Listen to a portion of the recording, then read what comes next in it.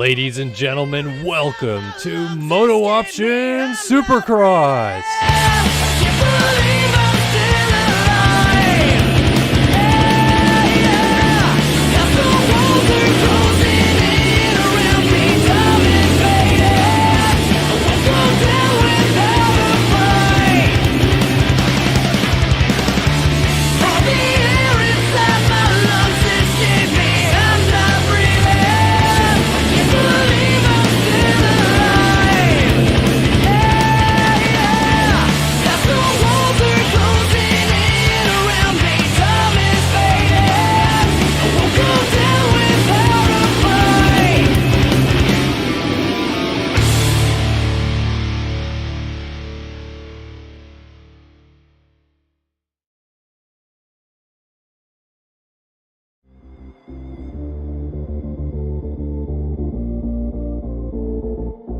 From Marmora, New Jersey, riding for Heckman Productions SYS Racing, number 4, Jeremy Smith.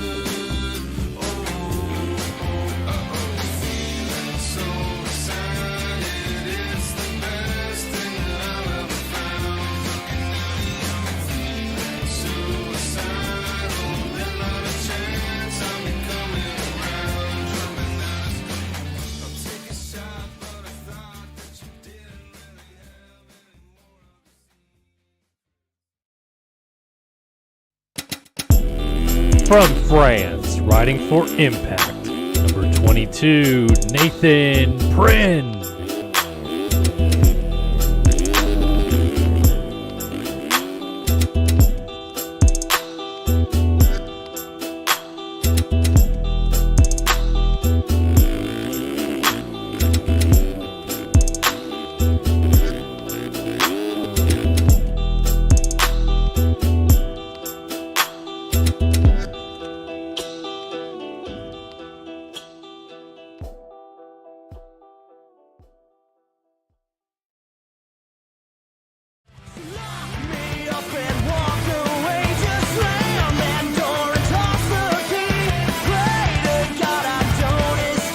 From Lillington, North Carolina, riding for TSCZ Productions, number 11, Luke Sullivan.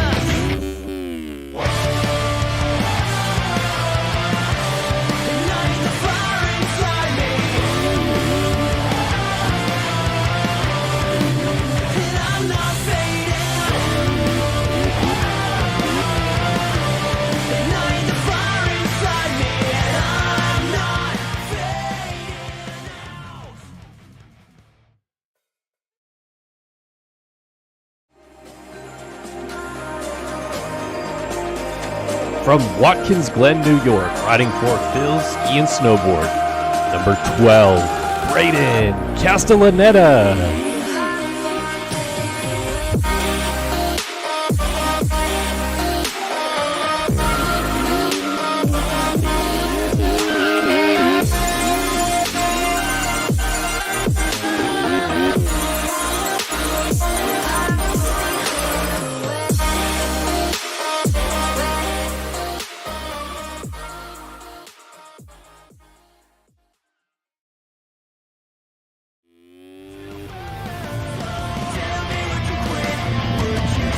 From Mattawan, Michigan, riding for Phil Ski and Snowboard, number 78, Jacob Hubbard.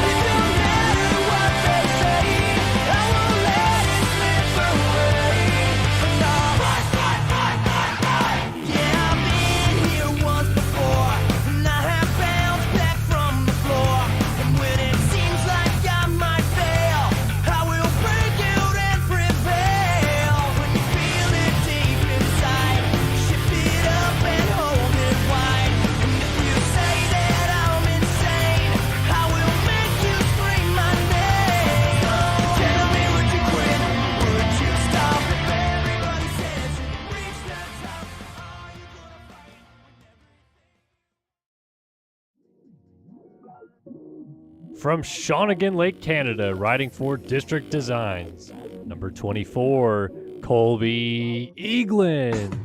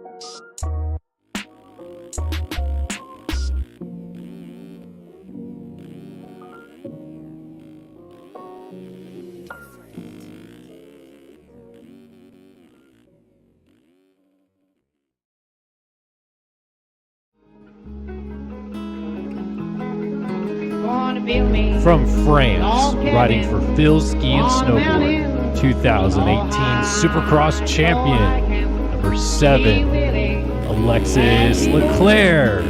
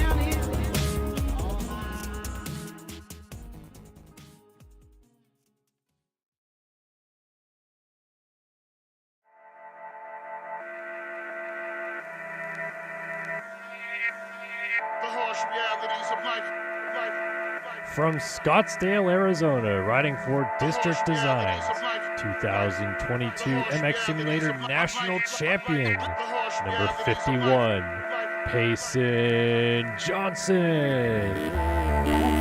That's the stupid truth. I slap the booty red, attach it to a band, and I use the noose. Bruise her head, badly bang it through the roof, and do a doggy till I get charged with animal abuse. Alive and living, I've been a hard-headed victim ever since I saw death in the car. Recollection from bars, reckless drinking from hard sex with women and getting tatted like a walking, talking art exhibition. Listen, I just want the amazing life that Jay-Z has. Who plays Mercedes Jags, ladies banging me to lazy jazz. But rap is tough, I have to hustle like a crazy ass. The most underrated is what you can rate me as. I'll take these jabs, you make me bleed, but you won't make me spaz. I wait and choke you like on a face and lazy ass.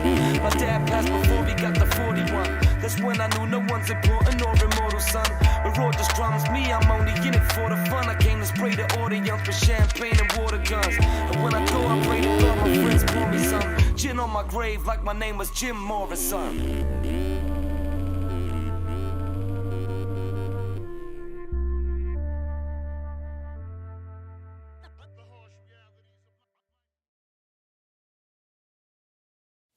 Rewind it. Check the tape. Win the Anaheim opener in 2000. Braden Carter's going to win tonight in Anaheim through to win the Seattle Supercross. 2022 Supercross champion. From Costa Mesa, California, riding for Phil's Ski and Snowboard, your two-time and defending Supercross champion, number 1, Braden Carter.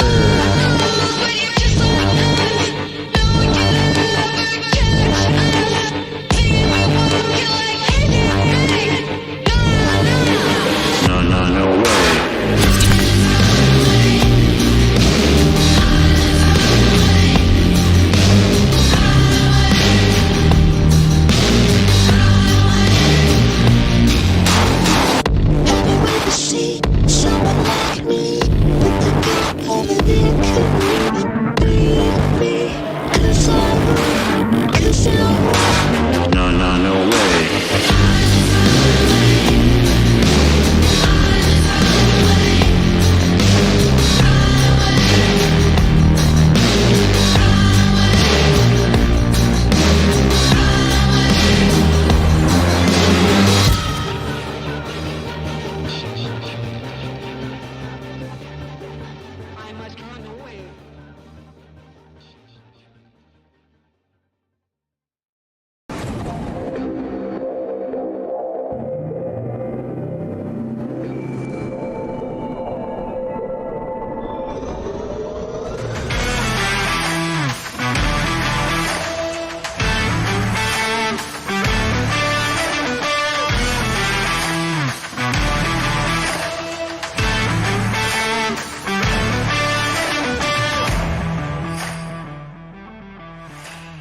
Yeah, ladies and gentlemen, boys and girls, welcome in. It's round 6 of the 2023 MotoOption AMA Esports Supercross Championship, live here in MX Simulator on Start Your Systems, Init Esports on Twitch and ESTV. My name is Kellen Brower, and I'm so stoked to bring you guys the action tonight here in Tampa. You may notice I'm sitting on the couch, and Andrew is sitting up on the big chair tonight. Well, that is because next week at Arlington, 2 weeks from now at Arlington, I will not be here. So Andrew will be hosting the broadcast all by his lonesome. So we're giving a little bit of a breakdown, a little rundown of what he needs to do before we go racing each night. But he's done pretty good so far tonight. I don't think you guys would have known any difference up until this point. So that'll be exciting to see A Wood in the booth alone in 2 weeks' time. But we also, of course, we want to talk about everything leading into the second round of 250 East, the 6th round of the 450 Championship. A lot of different storylines, a lot of cool storylines as we build up for this first true round of East now that we are all the way on the East Coast. Andrew, we have sand here tonight in Tampa. We've got a pretty interesting racetrack as well because it's mixed in with that sand. Long set of whoop sections. Interesting track overall. What do you think of it? Yeah, I'm really excited to see this track. The Dragon's back, long rhythm section, and the sand section breaking down more than ever with the road. So it's going to be really interesting. Start's going to be pretty key into a pretty decent rhythm section right off the start. So going to be really interesting to see what can happen and see if these 250 guys can kind of switch it up and someone can battle with Bryce Whelan. Yeah, Bryce Whelan was very good last week at the opening round in Houston, and he continues to hold that number 1 plate from winning the title last year, as well as the red plate for being the championship leader this year. Well, let's go ahead and roll it into our qualifying times here tonight. We're going to take a look at our 450 class standings first. As you can see up on our screen now, those 450 standings heading into tonight. Colby Eagland with a 49.351, just edging out Payson Johnson. A lot of guys down in that 49 all the way back to Jacob Hubbard in P5. Noticing something up here, no defending champion of Braden Carter on this top end of the list right here. Looks like we got to go down a little ways. I actually don't see him for a little while. That's a bit alarming not to see Braden Carter. Look at that, 39th. So I wonder if times from maybe the server he was in were not pulling. Remember, Andrew, we were looking before this, and times did not pull onto the Race Factory website. So that is a little bit alarming to see Carter all the way down there. What do we make of this? Hopefully he's going to get in, right? Yeah, we'll see. I mean, he's in top 40 right now. Not enough signups, so he'll automatically be in. But it's kind of worrying me. How many laps did he get on the track? Did he actually get a time in, or did he just get his signups in? So it's going to be really interesting to see what can happen there with Carter. We'll see how prepared. Maybe we'll get a refresh when we head on into the server and kind of see if he put down a lap time. But really interesting as we move back up to the top. We see huge separation here from Colby Eagland and Payson Johnson over the rest of the field. Leclerc half a second back there. So going to be having to keep an eye on these two, Eagland and Johnson. And after that, let's actually move into our 250 East Coast qualifying times here, as we see Ethan Gurst topping the board with a 52.4, Alec Horn 52.5, and a bunch of guys following him. Not as close to lap times as we saw last week, but going to move down 16 spots this week to get 1 second off of the leader there. But where is Bryce Whelan? Yeah, another of our top contenders. Whelan is all the way down to 13th, so at least not setting a time in Whelan's case thus far. But that is something that has become a bit of a trend for Whelan. Remember last week he was 15th in qualifying going into the night show, and then pulled out the win out of his hat of tricks. So that was a bit interesting to see that last week. And look at this, he's done it again this week, P13 in qualifying. So maybe he can do another one of those magic tricks this week here in Tampa. Let's take a quick look at those standings before we roll into the night show, though. 450 standings we'll check out first. And Braden Carter, of course, comes into this with a 13-point lead on Payson Johnson. If you weren't with us last week in Houston, it was really close all the way down to the flag, and Carter won that main event on penalties.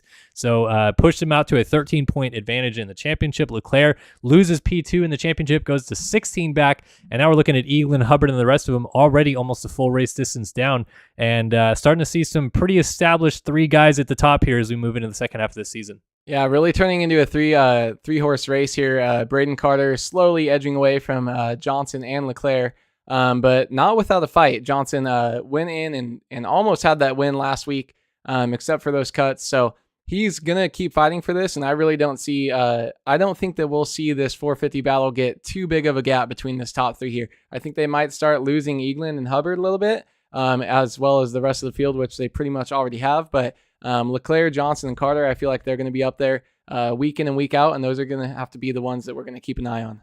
Yeah, and last week, of course, Bryce Whelan did win the opening round of the 250 East Championship. So coming into tonight, it's no different. It's exactly the main event results we saw last week. Whelan, Carr, Garrett, Zollers, and West inside of the top 5.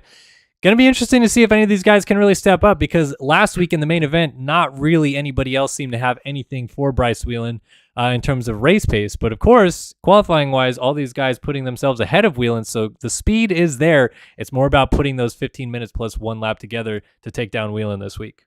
Yeah, Alec Horn and Ethan Gurst down in 7th and 8th in the points. They are first and second qualifiers this week. So going to be interesting to see if those guys can bounce back. Maybe they just had some first race jitters, but 2 Seths up there. Seth Carr actually came back from a really bad start last week and was able to bring it all the way up into second place. So he's going to be the one that I'm going to be keeping my eye on as far as a challenger for Bryce Whelan here tonight. But it's going to be interesting. He looked like he had it all together there from the start to his race pace once the main event came around. So keep an eye on all of these guys. It's going to take a couple rounds, just like the West Coast, for these guys to figure out where they stand. Absolutely. All right, so that's a look at our qualifying synopsis here tonight. We're going to go ahead and roll it into the race server as we're getting ready for 250 East Heat number 1 here tonight in Tampa.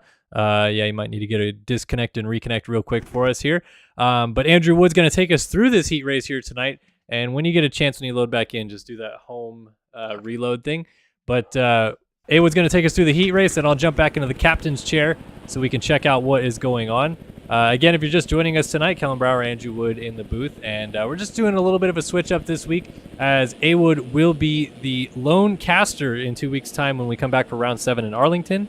So get him in a little crash course on how to broadcast the race, and you know what? So far, so good. And we got 250 East Heat number 1 coming up. A lot of heavy hitters in this one, including Bryce Whelan on that big, shiny number 1 plate machine. As we are back taking a look at quali times. What'd you hit, Awood? Trying to hit the eyeball. Oh, it did it again. I'm struggling here with that. All good. Well, like I said, we got Bryce Whelan in this one. We've got a few other guys, Ethan Gerst.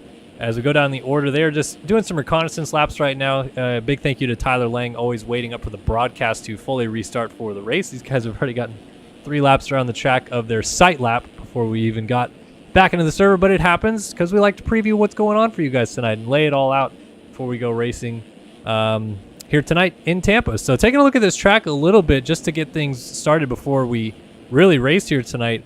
What are some things that you're noticing, Andrew, about the way that this track looks and what we can expect out of racing here?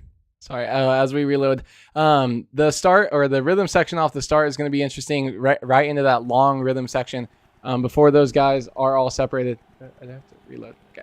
Right into that long whoop section when they're all going to be really close to each other. So that's going to be really interesting to keep an eye on here. All right, here we go. The 30 card is sideways. The revs are coming up. Let's drop the gate. It's round 6 here in Tampa.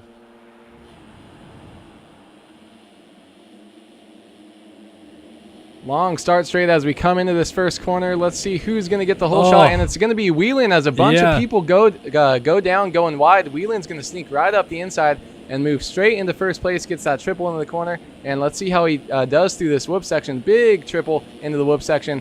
See if he can try to create an early lead here. Oh, and the rider are behind him. Oh, that's Emmett's son going off the track. I don't know if you noticed going to that first corner, but the seas absolutely parted for Bryce Whelan, who was about mid-pack, and then a few guys went down on the inside of him. Everybody pushed wide, and he just snuck up the inside, grabbed that early hole shot. So a nice move there for Whelan to get the early advantage. As you can see, some more battles. Pilsner coming up alongside a few other guys that go through this rhythm section. We got 4 or 5 guys going to that corner side by side. It's Cody Cooper right now up in P3 as he chases down John Heilman of this Finca Motorsports ride. And already we're starting to see Whelan pull away from this chaotic rest of the pack as he's already got, 3-4 second lead at the end of the first lap, and then a freight train of riders from second on back behind him. Yeah, Whelan with that great start, just easily checking out here right now. We see him coming through this first rhythm section. This is the gap back to John Heilman, who was actually able to pull away a little bit from the person in third, Cody Cooper, right behind him. We saw that interesting little split lane coming back onto the start section. The outside line seemed a little bit better for Heilman, but Cody Cooper is definitely trying to bring it back a little bit here as we see going over the Supercross triple into the split section here. You got an outside option where they can triple on. Looks really big for these 250 riders into this Dragon's Back. Other than that, though, not too tricky. It's going to be all about the entrance into that section there. But he's still chasing down John Heilman. And actually, we're going to look a little bit further back. This huge battle back here. Rest of the field about 4th through 12th right here. And that's Colin Allen leading the rest of the field. But a bunch of guys right behind him. Look at all that. 4 guys in each split lane. And it looks like the outside actually was the one that worked a little bit better for some of these guys. Even some split lanes before the finish line as we got, I think, Sean Merwin going up the inside. And we got 5-6 guys nose to tail over the finish line jump right here. I believe all of them, at the moment at least, are in transfer spots, so that's good news for them. We're starting to see some chaos as a rider goes down. Trent Adams is going to lay it down, and he brings Emmett Sund with him as they're all getting kicked about. Riley Hewen's going to make the pass, and he does not get the triple into the whoop, so he's going to have to start jumping his way through. That'll definitely cost him some time, but for these other guys a little further up, that was a huge advantage to have that group finally break up a little bit, because at the when we joined in and saw what they were doing coming into these corners, they were about 4 or 5 wide in some areas, and we got another rider down. That's Colin Allen, who we just saw leading this group, and now he is falling behind them. Yeah, and I think Joseph Pilsner, he's a little bit further up, actually, so that's going to leave Eduardo Simoes right behind Colin Allen. He's going to be our 9th place position here. He's holding on, and he's got a huge gap behind him to 10th place, so going to be interesting to see if anyone can kind of pull back up on him, or if he can kind of start pushing forward and move up a little bit faster. You don't want to be stuck all the way back in 9th place. That's not the best position to be in. One little mistake can cost you a race. But I'm going to move back up a little bit more as we see Colin Allen sliding out again. Just a bunch of little mistakes. He's going to lose the transfer spot. He's going to get gets hit. clobbered. Hunter Plum Plum absolutely murders him, and he gets jumped right over top as Trent Adams is going to move back into a transfer spot.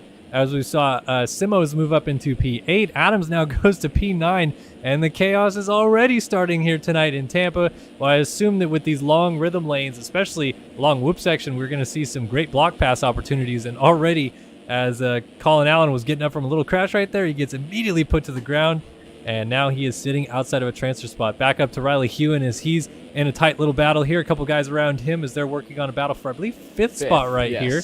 And this is, of course, well within a transfer spot, but always good to make a few more passes, get a better gate selection as you move into tonight's main event. And right now, Hewen putting the pressure on as Pilsner just ahead of him tries to hold him behind as they both triple in. And look at Hewen down the inside of the whoops.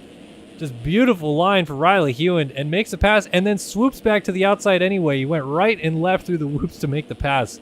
Yeah, Hewen with a great pass there through the whoops, just having an insane insane whoop speed there. That just shows you how much in a long rhythm or whoop section like that, how much your speed and being able to maintain it through can help you out there. Going to move forward a little bit. We see Sean Merwin pressuring Cody Cooper, then John Heilman, and then 6 seconds out front, you have Bryce Whelan coming over the finish line, moving through this first rhythm section. So he's pretty much a whole section away as we probably cut back here and see Heilman just entering this section. So he's got some separation behind him as well. So these guys are just kind of cruising out front. 6 seconds back to Heilman, then another 3 seconds back to Cody Cooper and the rest of the field. Heilman with that great start. And as I say that, a little slide out, and he's actually going to lose those 3 seconds as he loses the spot to Cody Cooper, and Sean Merwin tripling by as well. See if he's able to make the pass. He's going to be able to make that stick. Yeah, that outside option for the triple on, even for these 250 guys, looks easy enough to do, and I'm already curious to see whether we're going to see some of these 450 guys maybe quad up into that corner as Merwin gets kicked sideways and goes down. I believe that's Riley Hewen going up, and he's going to go around Cody Cooper, who just went down as well. So right now, everybody's struggling to keep tabs on Bryce Whelan, who's now stretched this out to an 11-second lead. Only 5 minutes into this 6 minute plus 1 lap heat race. The veteran experience out of Whelan out front really showing through at this point in time, and this is exactly why he has that #1 plate on his Phil ski and snowboard Yamaha. Yeah, we got he's actually going to hit the bales. It's this chair. It's this chair. I believe Anybody it. that talks about him and is sitting on the couch, immediately commentator's curse comes around and Bryce Whelan hits the deck from the race lead, but fortunately he was up just enough time to maintain that race lead. A fall off crash in this game usually about 8 to 12 seconds, and it looks like he had plenty of time in hand to keep the lead out front. Yeah, it looks like he's still got about 2 seconds on the John Heilman there, but he's only got about a second back to Riley Hewen, who's trying to make a little bit of push, try to get a little bit better gate pick for the main event here. But Bryce Whelan, the way he's kind of started this race and the way he's separated himself, barring that one mistake, is making me really nervous as we get the white flag here.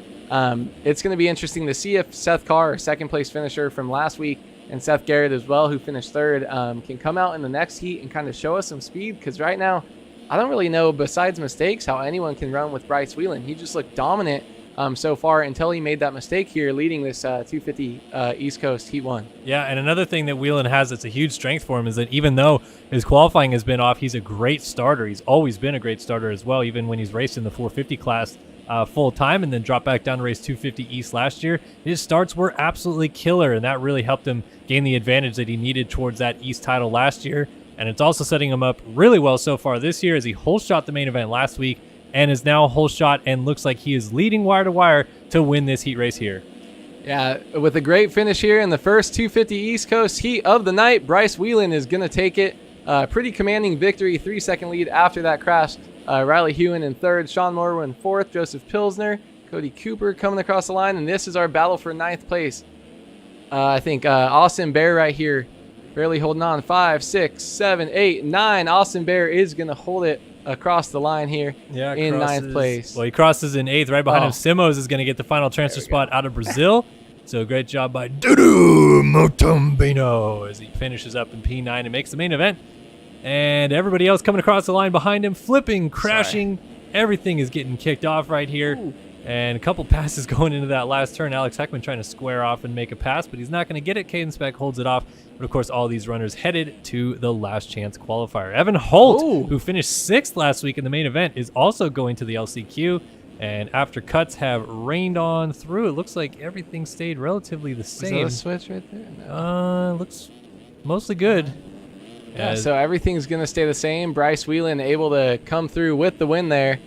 Yeah, going to be really interesting to see what we see in the second heat race of the night from these 250 East Coast riders.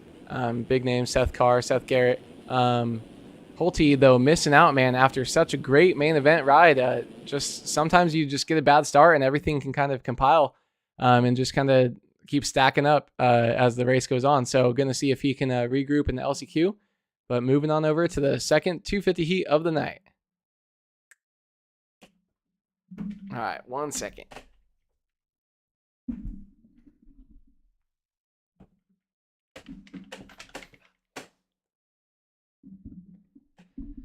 All right, ladies and gentlemen, boys and girls, 250 heat number 2 coming up next. No, that's what tabbed us out twice. Sorry. No, you're all good. We're just figuring things out as we go. No worries here. Okay, so it does tab you out of the game. Yeah, so yep. Well, that's why I usually do it on the loading screen, because even when you tab out and then you'll tab back into the game, and I also usually close qualifying so that they can see the track. But yes, when you do tab back into the game, it'll just go right back to this loading screen, so it's no different, and they don't really see it. Okay, So my it's bad, pretty guys. easy. No, you're good. Sorry. But we are back. So now I'm sitting in the captain's chair again. I got this. The catbird seat. Oh, I'm in the catbird seat. Did you hear he dropped it on Pulp this week too? Just a he said I don't know if I the did. 450 LCQ. He's like, "Hey Ray, you know he was in the catbird right there. All he had to do was get around Norin, but he hit him, clipped his bar." You know, and I was like, remember, I think before Ricky became the full-time broadcaster, play-by-play guy, color, whatever he is, that I used that phrase, catbird seat, back in like 2018 or something like that. And people were like, catbird seat, what does that mean? You're Never heard of it. stupid." I'm like, oh, okay. It's a pretty common phrase, but now Ricky has certainly made it rather common. his own, yeah. All right, 250 heat number 2. Apologies, I didn't put the 2 up. I put the 1 up. There we go. And taking a look at the running order heading into this heat race, we got a treasure trove of riders. And I apologize that I seem to be missing some skins. I had a gazillion and a half people send me skins today because this is supposed to be Military Appreciation Night, even though it was never officially announced. And a lot of people sent me skins. A lot of people posted on the forums, but some people just must have missed me.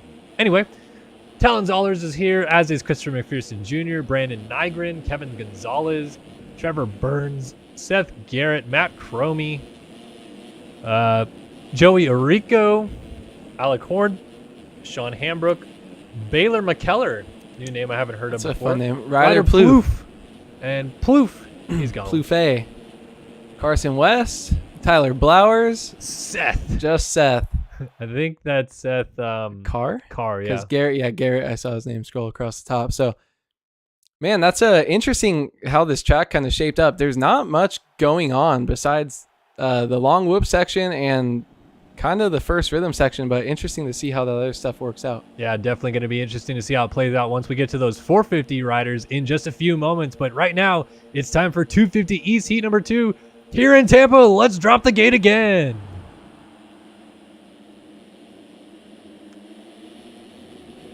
Oh, a little contact going to the first turn. The 76 had got there first, but he's going to push wide, and Trevor Burns picks up the whole shot in this one. Connect Visual out front leading this thing from Rico Delat, and a big off out behind them. A lot of guys crashing as they stack up into that second corner. Alec Horn getting tossed around a little bit as Brandon Nygren shoots by, and our leader went off the track and is down. Trevor Burns cut the tough blocks and then crashed getting back onto the track, and he's going to lose a lot of positions here, as you can see.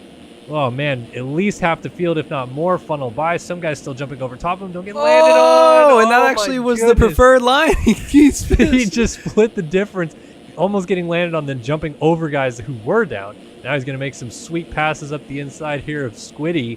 Is that Jeremy Schiabra on the 152? It is. Look at Squiddy. He's back. not using the right naming convention. Nobody is these days because Race Factory doesn't seem to enforce it. But now Rico Delat out front for iSpec. So a fresh face at the front of the field. Always good to see as he leads the heat race here early on. Yeah, I don't even know if we saw Rico here last week, or maybe he just, had a really, really rough race and we didn't really talk about him. But the name doesn't sound familiar to me. But, man, Seth Carr back behind him, or still behind Nygren, actually. He must have fell. Alec Horn and Brandon Nygren going right up here. Got this double triple here. They're going to throw. Oh, Nygren. Come on, Nygren. What are you doing? Going to get our hopes up. But Seth Carr actually, so he is back behind him in 4th place. I thought he got past them both, but he's had some insane whoop speed when we saw him kind of move back up through the field a little bit after that slide out in the first corner off the start.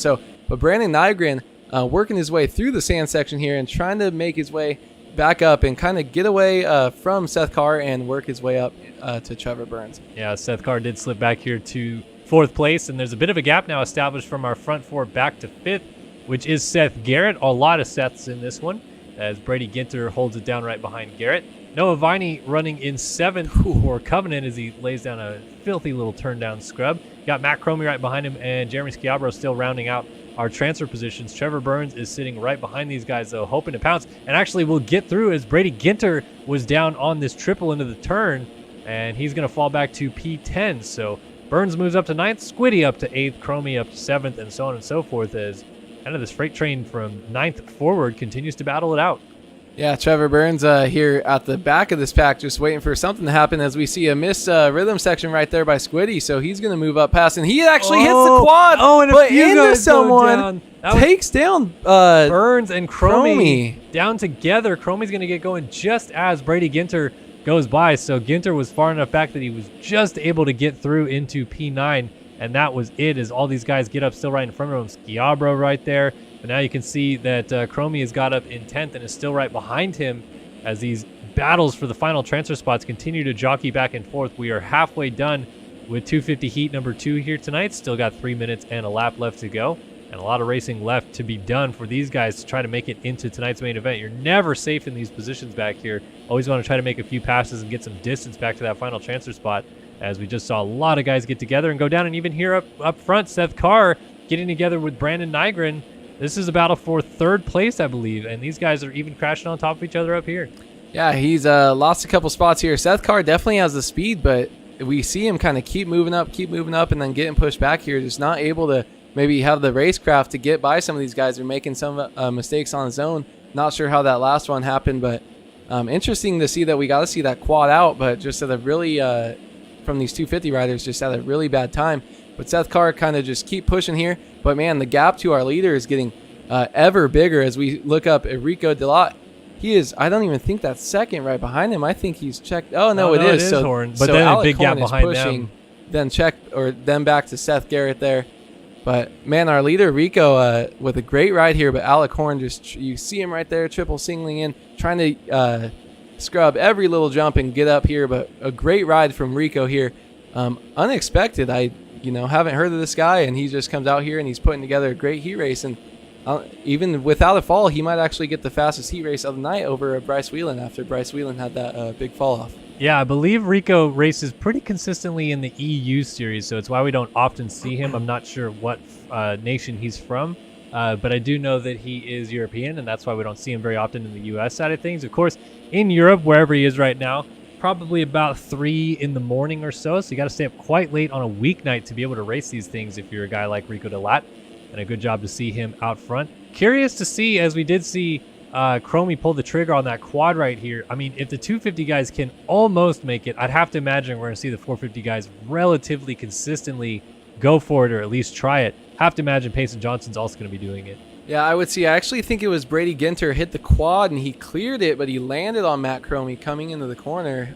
He was just chilling up there. But I think if you see him hitting it on a 250, I didn't think we'd see it at all. I feel like it's going to be a pretty consistent line for most of the 450 class, at least our top guys. It definitely will be faster than a triple single. So as long as they get a good run off that long Dragons back there, I think we'll be seeing it from most of the 450 class.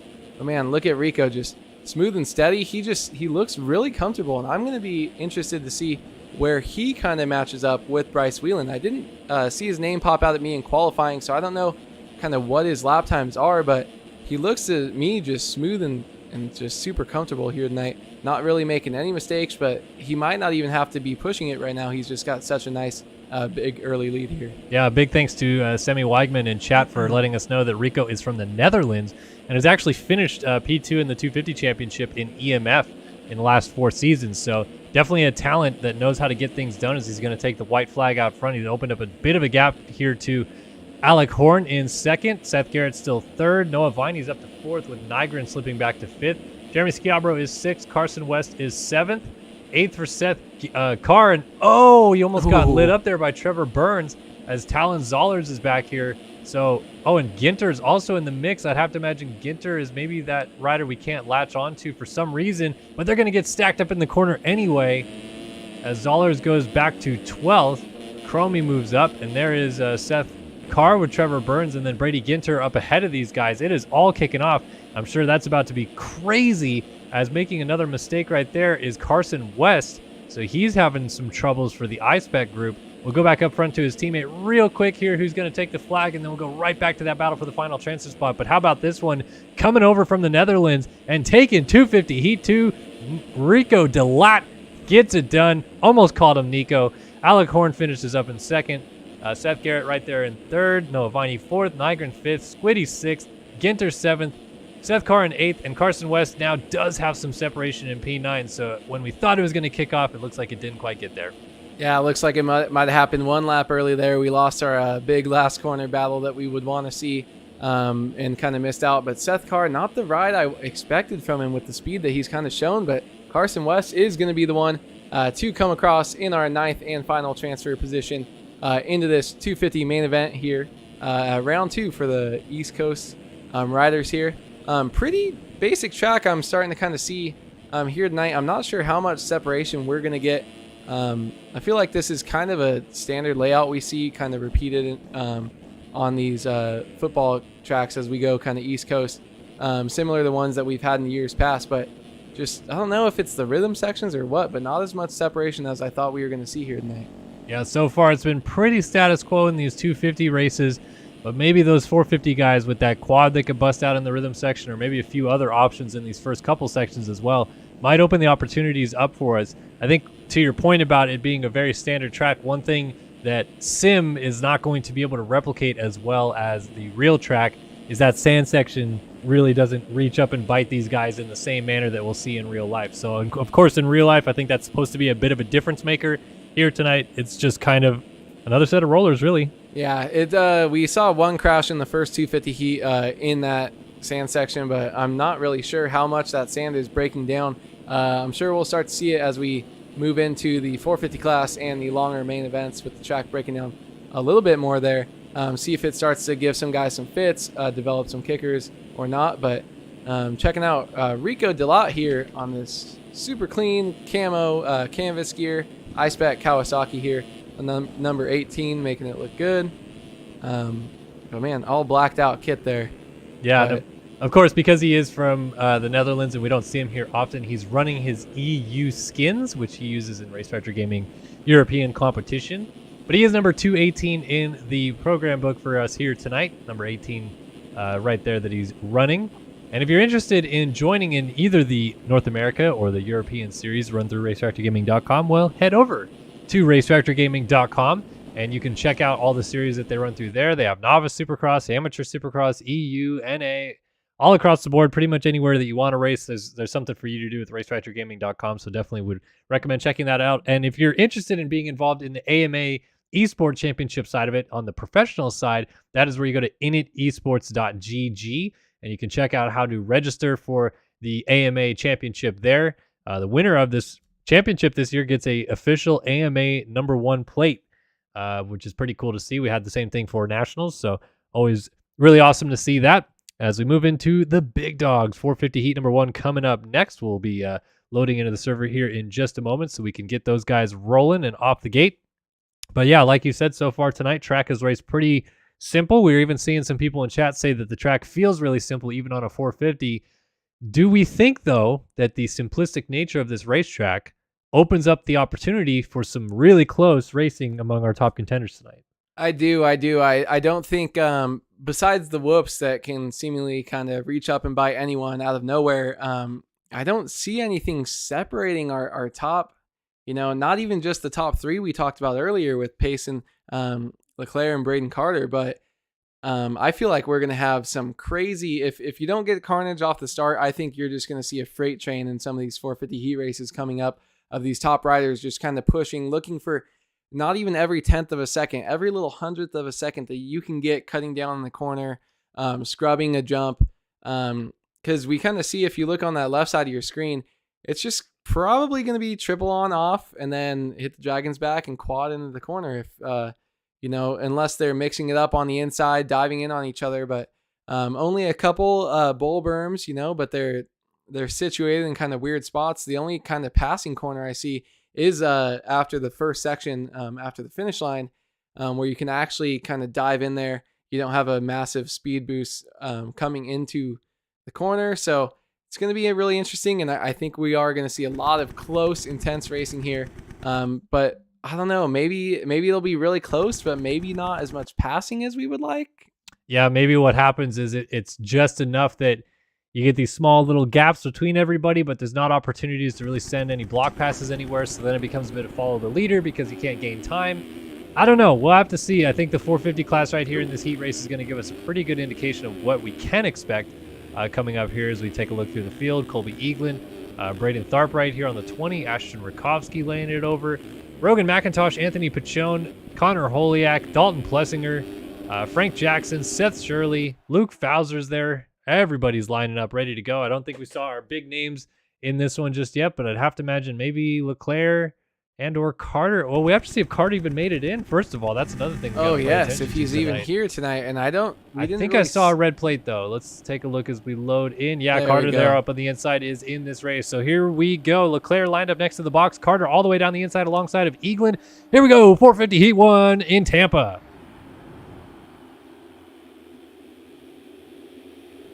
Oh, land rush into that first turn. Leclerc's going to run it deep. Carter's going to tuck up the inside. Which one works out? It is Leclerc. Oh, whoa, tripling out of the corner, then going quad double to take the early lead. But Carter pulls right up alongside of him and goes down. Off the bike. Clipped his teammate's rear tire. Meanwhile, up alongside, Dalton Plessinger is going to pass Leclerc into the lead and immediately tucks the front end and goes down. So here comes Eaglin, who's going to jump by maybe for second as he scrubs down the triple, and he does. He'll get into second. Let's see, is Leclerc going for the quad? Yep. Easy, actually. I think a lot of these guys are going to be doing it. Look at this. Eaglin, even some guys making passes. Long, but Lang got it. Then we got a takeout in the background because Hayden Stevenson got plowed by Tharp, who went for it as well. So everybody's just... It's a mixed bag between guys who can get that downside clean and go for the quad. Another thing about this Dragon's Back is it's only 3 rollers up the up face on this particular one, which means that if you can get the pop off the bottom one, you can maybe just clear over the top and downside into transition, which of course saves you a lot of time as well. Yeah, I really, looking at the track map, I thought we'd see an inside over and then jump the Dragon's Back, but maybe they're not able to do that. But we're going to see Leclerc be able to hit it again as he hits that inside after the whoops, hugging nice and tight, but still going for this outside 3 on here. Just if you got no one in your way, and look at that, he just barely taps the top. Yeah, wheel taps the top, and easy quad there. So not everyone able to do it, but definitely your top guy is going to be able to do that. Gets a nice little triple here to carry some speed through the sand, and he's just automatic, man. Leclerc he's feeling the flow, getting a little wheelie down the start straight, and he's going to be looking to check out here.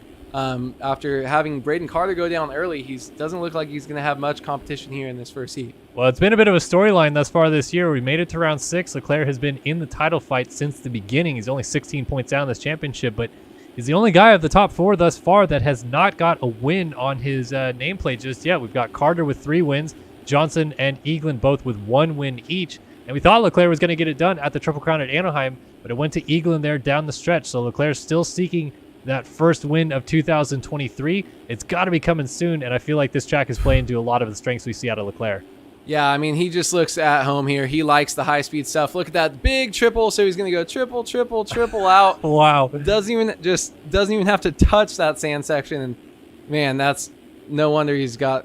Man, he's insane. He's amazing. I'm at a loss for words. wasn't expecting that. I saw Dylan Copeland try that during the warm-up and didn't get anywhere close. So I was like, maybe it's not possible, but Leclerc's just on another level here. So stretching out his lead even more. And I really think Leclerc can do it tonight. I think this is his kind of track. Just high speed, fifth wide whoop sections, just like he likes to hit them. Not really much to separate, not too technical. Just high speed, big lines, and I think that's definitely up Leclerc's alley. Yeah, he's looking real solid out front. Eaglin has kept him relatively close here in second, about 4 seconds down, but it's maintained that gap, if not opened up a little bit more. And then Lang already 10 seconds behind Leclerc in third, dealing with some pressure from Braden Tharp in fourth.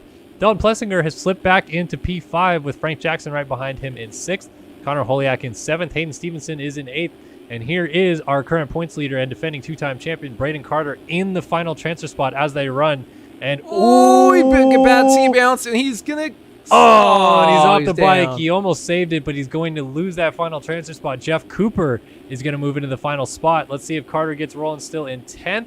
No, he's going to lose a couple more spots as well. Lars and Copeland going by as well. So some work now cut out for our points leader to try to make it into this thing. Yeah, that's probably not the first time that Carter's had something like that happen to him this race. After going down early in lap one, you're going to end up really, really far back and have to work his way back. But I would have expected him to be a little bit further up by then. Maybe a couple more little mistakes trying to work your way through. These guys are all fast, so they're racing in this competition here. But Braden Carter is on another level, just like the likes of Leclerc. As you can see, going through that whoop section, he's gaining about 2 or 3 bike lengths on those guys in one little section. So he's actually going to scrub up the inside past Dylan Copeland. Let's see if he can make this inside work here. Going on-off. Does he have the speed? I don't know. Looks like he's still going to get the quad. No, he goes a little bit long off the Dragon's back. Clips too much, but able to get the move on Dylan Copeland here. He's off the bales. Decope wads up. Braden Carter hits the bales, but is barely able to save it. My Decope. Oh, Decope. Tucked his front in the sand.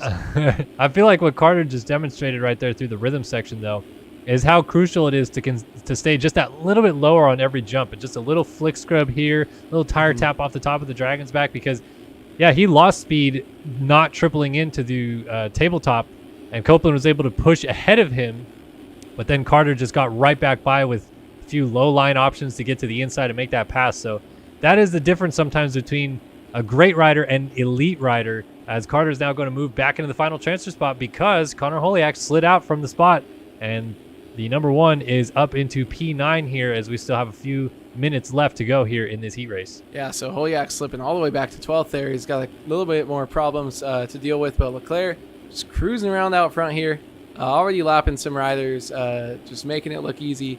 After such a great start, goes a little bit long, still greases that quad there. So it does look big, but man, that is what's really big there. That is probably most of the time. I don't see anyone else on the track doing that. And when you got Leclerc who's on it, that's going to be a problem for the night. These guys might just have to try to get their best finish behind him and roll on into the next week and try to salvage some points. But Leclerc is definitely an issue here tonight. He's just cruising in front of Colby Eaglin. We see him even just little mistakes there coming up to the finish line, but able to keep him a little bit more honest than I thought he would be able to. But this is just an 8-lap heat race here, guys. This is not actually, it might end up being 9 laps here with the way the timer worked. But man, to have Leclerc 6 seconds checked out on Eaglin after both great starts by both of them, it's not looking good for the rest of the field here tonight. Yeah, I feel like if you're Payson Johnson coming up in the second heat race, you're probably sitting here watching what Leclerc is doing out front, doing that triple line, for example. I'd imagine Johnson was already probably doing it to some shape or form, at least for qualifying. But when you see someone like Leclerc being able to take it off consistently, I think it raises the flag for some of these guys behind him, like an Eaglin, like a Carter, and Johnson and Tyler Lang, for example. These guys that aren't doing it just yet are going to have to go back to the drawing board and maybe start working on that before the main event, because that's something that is gaining Leclerc plenty of time, lap after lap. I mean, he's putting a second or so on Eaglin every lap, a few seconds on Lang, and the rest of the field not really able to keep up. That is maybe a difference maker as we get into that main event a little bit later on. Yeah, definitely gonna change it. I actually almost forgot about Payson Johnson. I don't know how you can, but this track style definitely does suit him as well. But man, Leclerc, even when he looks like he's getting a bad kick doing that huge super seat bounce there, front end high, he's still able to ride it out smooth. But Payson Johnson, I no doubt, is probably hitting all of these same lines. So it's going to be just a battle of the pure speed here. Leclerc's just wheeling down that for fun. He's like, I don't need the traction slowing me down, the friction. But all right, Leclerc here it is. coming across. Leclerc takes the win in the heat race, and he's still just going to be pounding laps. Look at him go, just absolutely laying it down. Oh, and Eaglin's going to get caught up. A few lap riders down in this turn. Eaglin's going to hop across the tough blocks and block whoever that is coming into the turn right here. As he holds on for second place still, though. Tharp moved up to third. Ooh. Carter got all the way up to fourth, but it's Almost. a little bit of a rough ride to get there. He's going to go through the top blocks and back Ray. out. And trying to see Jeff Cooper's right there. Oh, Frank Jackson gave him a little got him. shove and love off the berm right there as Frank Jackson moves up and finishes in fifth, actually.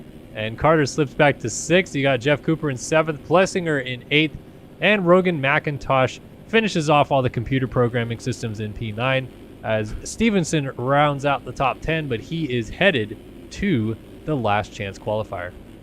Man, so 7 minute 40 seconds for that main event by Leclerc. Ended up with a 19.6 second lead after a little bit of carnage went down behind him. But man, 20-second gap in a heat race, that's just absolute domination there. Perfect from start to finish. That start, he blew a little bit wide, and I was wondering what he was doing. Our first two races of the night, the start came from the inside, just like Braden Carter tried to do. But Alexis Leclerc able to pull off a huge triple quad off the start to get him out front, and he did not look back for the rest of the main event. So really going to be interesting to see how Payson Johnson does here. There's a lot of big names coming into this 450 heat number 2 here tonight, but Payson Johnson is definitely going to be the biggest name. He's second place in our championship here tonight. So going to be interesting to see what he can do with this pretty basic track. If he's pulling out all those same big lines that Leclerc is, maybe he's got something else of his own up his sleeve. So going to be interesting to watch as we load in and get ready for the 450 heat number 2. Yeah, Johnson is going to be the key in this one to see how he does. did you see the TRT that Leclerc put down? 740 for Leclerc. So we'll keep a monitor on that for Johnson's sake to see who goes, of course, to the gate first tonight in Tampa. Long start straight, not the entire stadium distance, but just about it here in Tampa. So a lot of separation that we see going into the first turn. And it is going to be a weird cat and mouse tonight, because if Leclerc doing that line out of the first turn is an option, I almost wonder if someone seeing him do that, like a Johnson or a Carter or something like that, is going to tuck to the inside and then beeline to the exit of the corner to block Leclerc from doing that in the main event, because now they know what that card is that he can pull out of his sleeve. Yeah, I definitely wasn't expecting that. Just expecting that nice little, you can see it right here. It's such a big, wide start straight. Most of the guys that were pushing wide were missing their braking points. They were getting into carnage, but Leclerc had that plan from the start. So it's going to be interesting to see, can someone go and block it? Do they try to block it and they end up getting into each other and they go down? Is it going to be worth the risk to even try to pull that in the 450 main event when you have all the heavy hitters on one gate? So really going to be interesting to see how this shapes up. Little tiny things in this track starting to kind of show their face as being something that can really separate these guys here tonight. We got the sand section doing that big triple. Are you hitting the quad after the dragon's back? And what are you doing off the start or in this first rhythm section by itself? So really interesting to see as we get into some of the names here. We see Payson showing off some free riding skills. A little nose wheelie action. Cade Matherly is here tonight on a 450. That's cool to see. And Dakota French, someone that we should talk a little bit about here. He is 11th in this championship right now on the 69 full throttle ride and quietly got there. Like, he is on the borderline of being top 10 in this series, and we've barely talked about him this year. That is really cool to see out of him. A couple other faces throughout the mix: Adam Holm, Devin Davis, Boutigny, Soderblom. Here's Luke Sullivan on the 11. Castellaneta, Matthias Janis. Wanted to see if the 22 machine of Nathan Prynne is here tonight. He just changed up teams this week and now rides for Impact, but he was not here last week, so we'll double check and see if he made it in tonight for the 450 action. Either way, we are ready to drop the gate on the final heat race of the night, 450 heat number 2. We're going to key in on the 78 of Jacob Hubbard right here. This man knows how to get hole shots. Let's see if he gets it again. Final heat race of the night. Let's go again here in Tampa.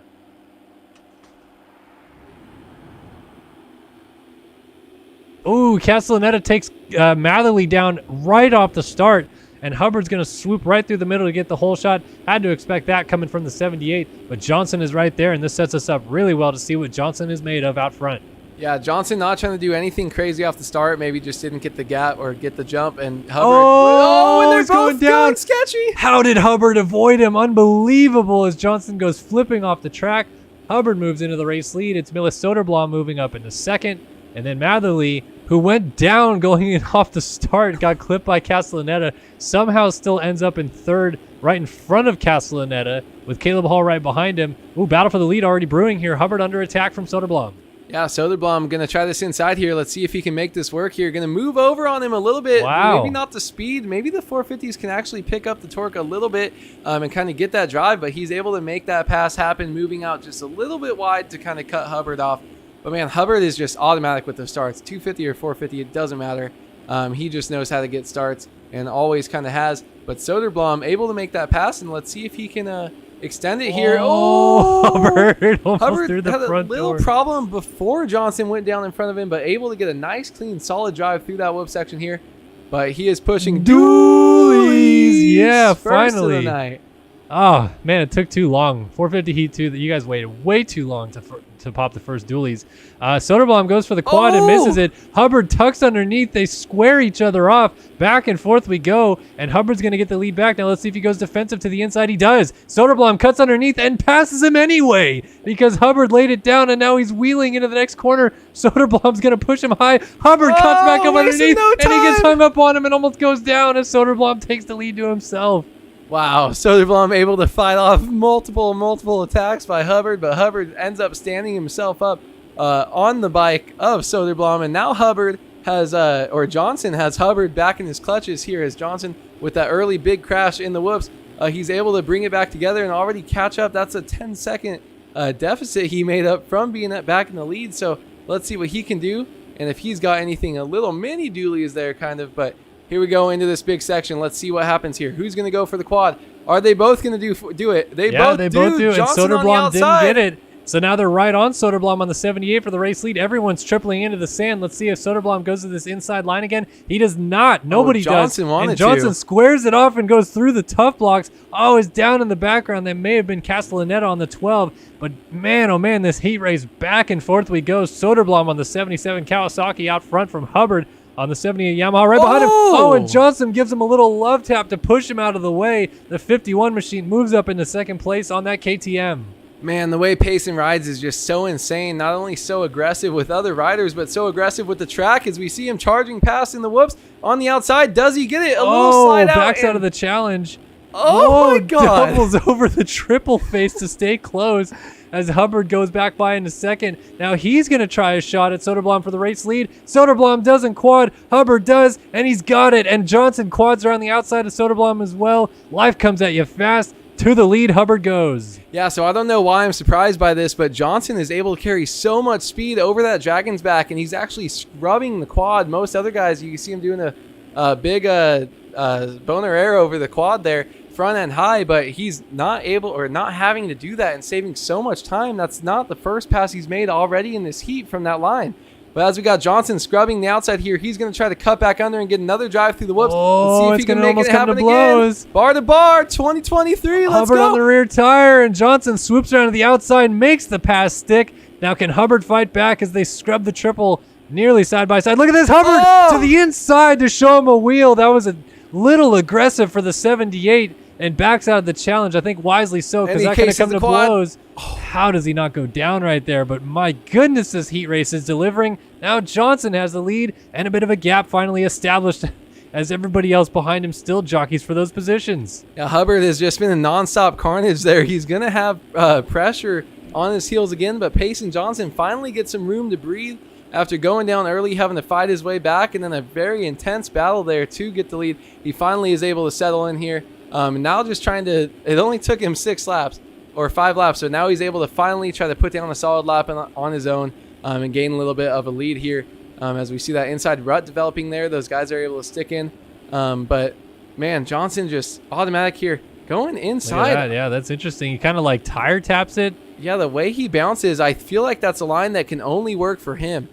He still hangs up on that quad there, but he's the one that's able to kind of wheelie into those faces and make it not slow him down as much. So maybe he is able to use that, and that will come into play later in the main event tonight. All right, I wanted to actually take a look at Johnson's lap time here. We're going to have 2 to go this time by, and he's going to put down another 50 flat. So back-to-back 50 flats, and I think Carter dipped into the 49s coming from behind in that heat race before this. So we're seeing guys hovering right around that mid-49 to mid-50 range in that 1 second gap between the two of them. Hubbard at a 51.1. You got Soderblom at a 52.6. There's Caleb Hall also at a 52.6. 51.3 out of Castellaneta, but he's dipped his toes into the 50s as well.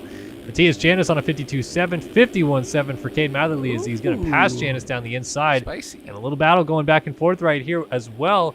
Janis right alongside with Enzo Butigny. And they're almost going three wide through the whoops as they close up on Matherly ahead. Matherly makes a mistake. Everybody has to check up. Even Matherly goes for over the face of the triple. I've never seen someone do that in my life in this game. And now Matherly he hits tips a into the rear lapper. tire of a lapped rider and goes down. He's going to lose 2 spots, 1 spot only. So he only falls back to 8th spot, I believe this is now, as Butigny moves up into 7th.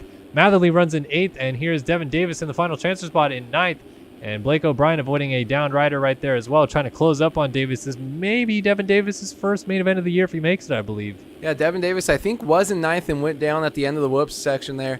I think we're seeing that double over the face of the Supercross triple because so many riders are trying to hug that inside after that long whoop section and maybe sliding out so much in qualifying practice and just kind of ending up having to roll it, that I feel like that's such a common problem that everyone realized, oh, if that happens to me, I can just check up, double over the face, and double out, and I'm not going to lose too much time instead of having to roll twice and then try to hit the Supercross triple. But Devin Davis here. Oh, Johnson just won out front. Oh He my was so far God, ahead. I didn't what? realize that he just won the race. With a 49.3, 49.3 and then he in it. does What? a tire tab backflip. Unbelievable. He was so far out This in front we guy's didn't even pay insane. attention to. Another 20-second win from Oh this my 450 goodness. class. So a 51 flat. Castellaneta gets all the way up into 2nd by the end of this thing. Caleb Hall finishes up in 3rd. Soderblom in 4th, and Hubbard drifted back to 5th. So a late crash must have cost Hubbard there as Janis crosses in 6th. 7th for Butigny, 8th for Matherly, and Devin Davis does go to the main event out of P9. That happens so fast because Johnson put down a 49.3 on, well, a Look at him. Look at 49.3 him. and a 49.7 on the last 2 laps, and he just tire tapped, almost quadded, and then front flipped. Oh, Johnson. His suspension has got to be insane. Like the stuff that it lets him do. Do it again. Someone tell him to do it again. He's trying to go wheel tap those rollers and then seat bounce like a mad skills 12 o'clock. I will say quad. something though. TRT is shorter, but they did 1 lap less. So I think the nod is going to go to Leclerc for first gate pick tonight. Even though Johnson's lap time is better, they slowed each other down so much with the crashing and back and forth in this one, they did not get a 9th lap. So interesting little tidbit right there. Only 6:55 for a TRT versus a 7:40, but Johnson wins the heat race and sets us up for one heck of a showdown between himself and Alexis Leclerc. And hey, maybe Braden Carter, who was also fast but had to come from the back. If those guys can all start up front, this is going to be one heck of a main event tonight here in Tampa. But now it's everybody's favorite time of the night, ladies and gentlemen, boys and girls. Last chance qualifier. 4 spots still available in both the 250 and 450 classes to make the main events tonight. Points are only paid out in the main events at the end of the evening. If you do not make the main event, you don't score any single championship points. It's pretty much as if you were not here tonight with us in Tampa. So you have got to make it through in these 4 positions. 5 minutes plus 1 lap for both the 250 and 450 classes. Doesn't get much better than that. And with a close track like this, with the racing already being as close as it's been, I think we're going to see a lot of chaos in both classes for this last chance qualifiers coming up. I think so as well here, Kellen. As we move on into this 250 heat race, I do think, I can't remember the name, I think we are missing a fairly big name 250 rider that did miss this, missed the main event straight out of their heat. So going to be some action here. Some riders that finished really well last week, maybe not having the best heat races here tonight, looking to get themselves back in because they want to be in that championship hunt here. But going to be interesting. This 250 East class showed us that they're ready to battle here last weekend. And now as we move on into tonight, it's going to be interesting. We see a lot of these new faces in these LCQs, and everyone is just so hyped up and ready to go. It's going to be insane. They're the best race of the night for a reason. Really excited to see what they bring for us here tonight. Oh, yeah. Let's see who we got in this one. Like you said, maybe a big name missed out. So we got Talon Zollers. Zollers was top 5 in the 250 class last week. Hunter Plum, Baylor McKellar, Brady White, Sean Hambrook, Tyler Blowers, Alex Heckman, Trevor Burns, Christopher McPherson Jr., Ryder Plouffe, Joey Arico, Sonny Spicer, Alex Zellner, Kevin Gonzalez. Matt Cromie is in this one. He was top 10 last week. Colin Allen, Evan Holt finished 6th in the main event last week. McLaughlin and Emmett Sons. So definitely some big names, some guys that were top 10 last week in the main event, would like to stay in a position where they gain points here towards the championship this round. But it all comes down to this and see who makes it through or is going home early tonight. Last chance qualifier time. It is time to get ready for this one, folks. If you haven't got yourself a nice beverage, I would highly recommend grabbing one. 5 minutes plus a lap. 4 go to the main event. Let's find out who they are. Into the first turn, the 36 is going to get there. The 42 right behind him. As they go through the first turn, it will be Trevor Burns on the 36 Connect Visual ride to get the whole shot. The 42 behind him is Gerst. And a few guys also getting into the mix as around the outside goes Talon Zollers on the Covenant ride into second place. And I think there was a crash. No, those guys just missed each other, but they're going to lose transfer spots as Alex Heckman and Baylor McKellar go through into 3rd and 4th. McKellar. Oh, he's crossing. Oh, he wasn't even close. I thought he was just crossing over. Crossing over and no more wrist. Wow, Holtzy, so not the best start. Actually got a good start, but then they kind of, looks like they tagged bars going into the whoop section and lost a little bit of speed, but now Alex Heckman working on his teammate here. But these guys are just holding on to the transfer spot this here. is 3rd and 4th right here. Gerst and Heckman are 3rd and 4th, our 2 leaders. Trevor Burns leads lap number 1. Talon Zollers in 2nd. And then Gerst right here is in 3rd with Heckman putting the pressure on. But I want to stick with this battle because, man, there is a lot of close guys right behind him. Yeah, back to about 9th or 10th even. Still nose to tail. Yeah, we can just sit here all night as we see a big pile up back there. Some of those guys ended their night early, but not this train of about 6 or 7 riders here off the back of Alex Heckman. So Alex Heckman is in the final spot, so every little mistake he makes, the guys behind him, as we see a rider go down as well, Heckman misses the double or the triple. Holtzy over top is going to make a pass, as is Noah McLaughlin, so Heckman goes back to 6th. Holtzy goes in the final transfer spot, but maybe not for long. Here comes McLaughlin down the inside trying to make a pass into 4th, and he's going to get it, but Holtzy cuts back underneath. They're going to go bar to bar through the sand. Holtzy gets the drive there. He's setting up for that outside line that everybody kind of seems to be preferring, able to cut him off there, but McLaughlin not done fighting back here, kind of showing him a wheel, and he gives him a push and just sends Holtzy off the berm. McLaughlin goes down himself.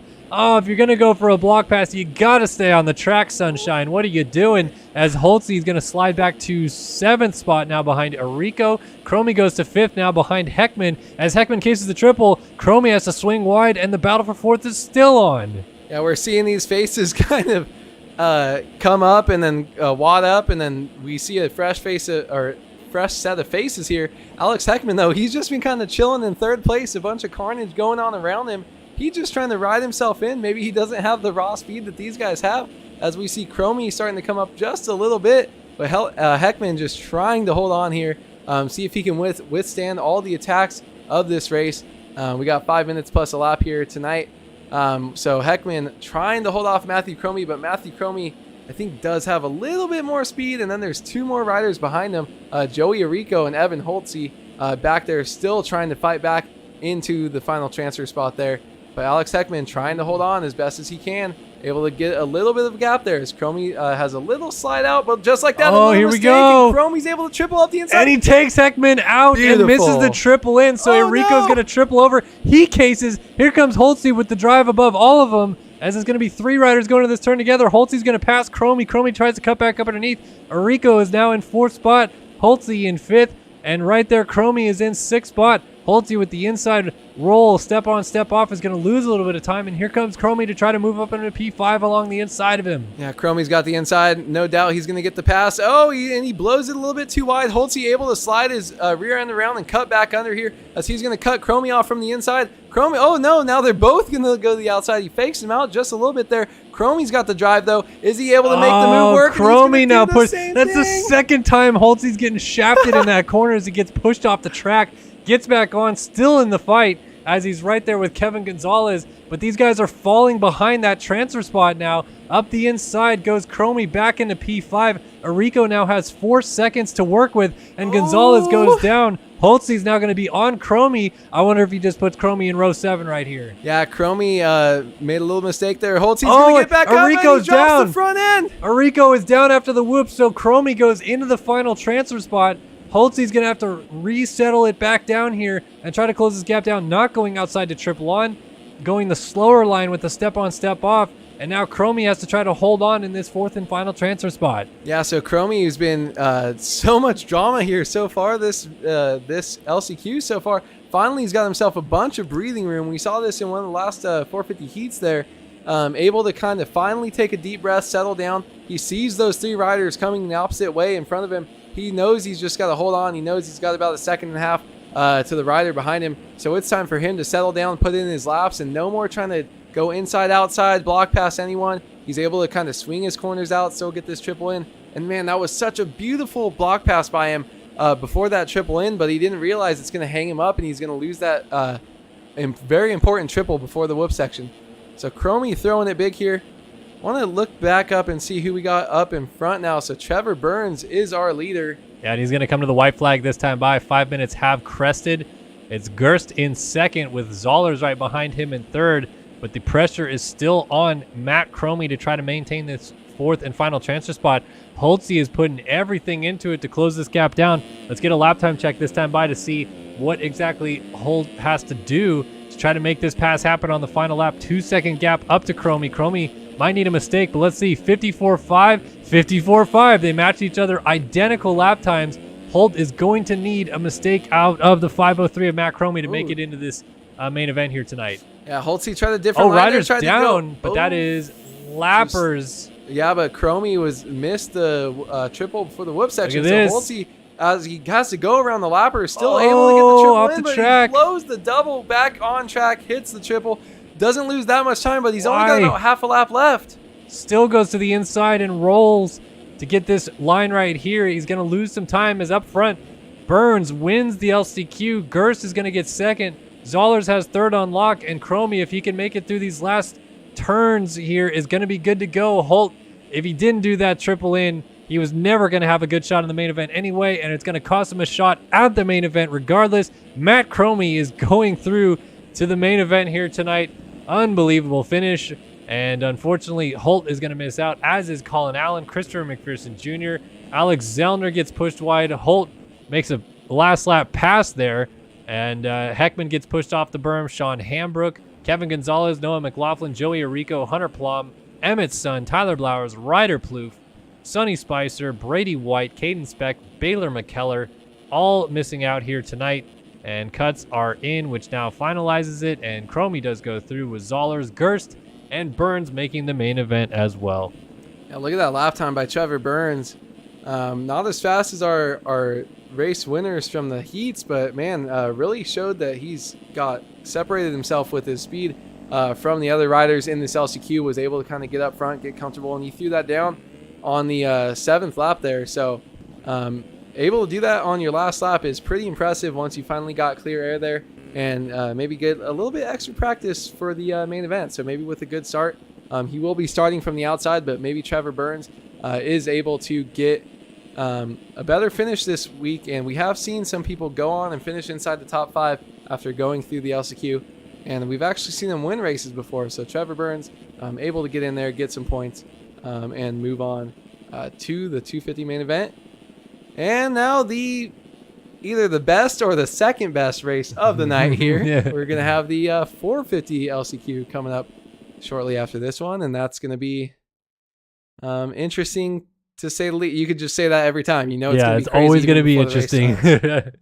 A shout out to Burnsy as well, who's putting together a little bit of a side-by-side esports career in some regard. He has been making main events this year in the Aerial ESX Championship in MX Bikes, and now just put it in the main event here tonight in Tampa in the MX Simulator Championship as well. So pretty interesting to see. It is not easy to do both games at the same time and be very good at them.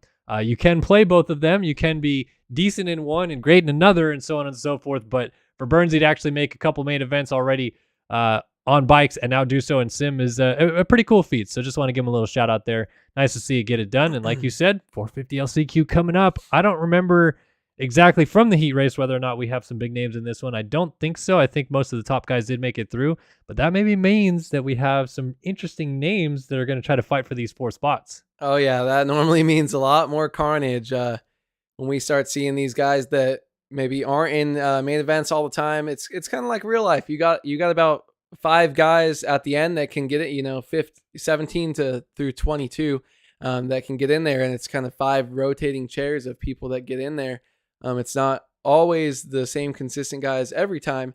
So if you don't have any big names that missed it, it's a little bit more of an even battle, and that means a little bit more carnage, a little bit more last lap passes, and maybe we see some more people getting put over that berm coming off the start straight right before the finish line, as we did in that 250 LCQ. Yeah, it'll be interesting to see how these 450 guys attack this track in this LCQ, whether or not some guys go for that quad, some of the guys triple in through the sand, because there are options that the 250 guys were not able to do that the 450 guys can do, but that maybe means that we see some full sends as well from guys that are not in a transfer spot trying to make it, either from 5th, 6th, whatever it is. Maybe that makes it interesting. Maybe it makes it boring because we have too many guys crashing, but we're about to find out either way regardless. So here we go, 450 LCQ time. Coming up here in Tampa.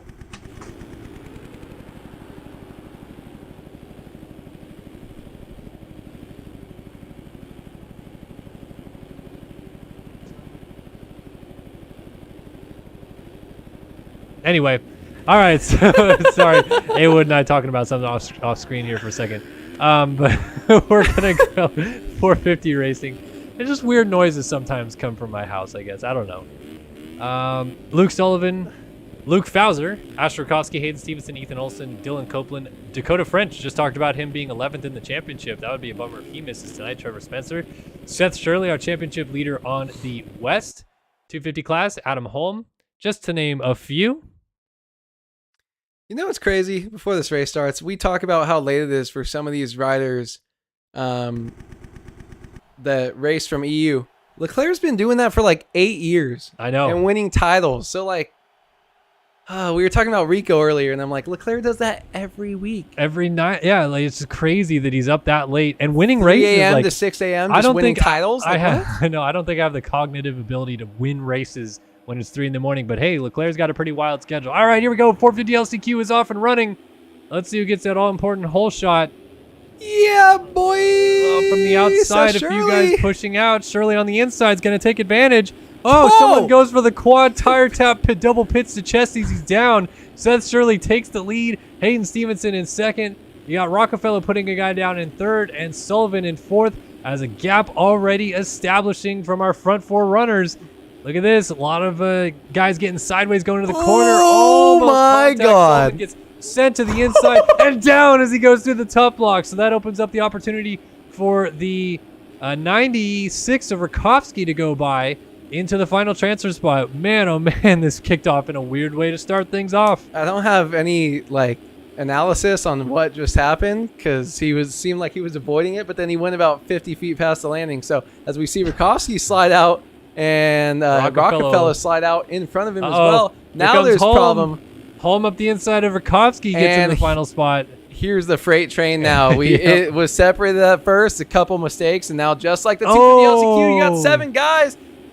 Oh no, Adam Holmes stacking it up, but he's the one who's able to get the good end of the stick here. Yeah, and Luke Fowler now settles in behind him. Blake O'Brien, Dakota French is back here.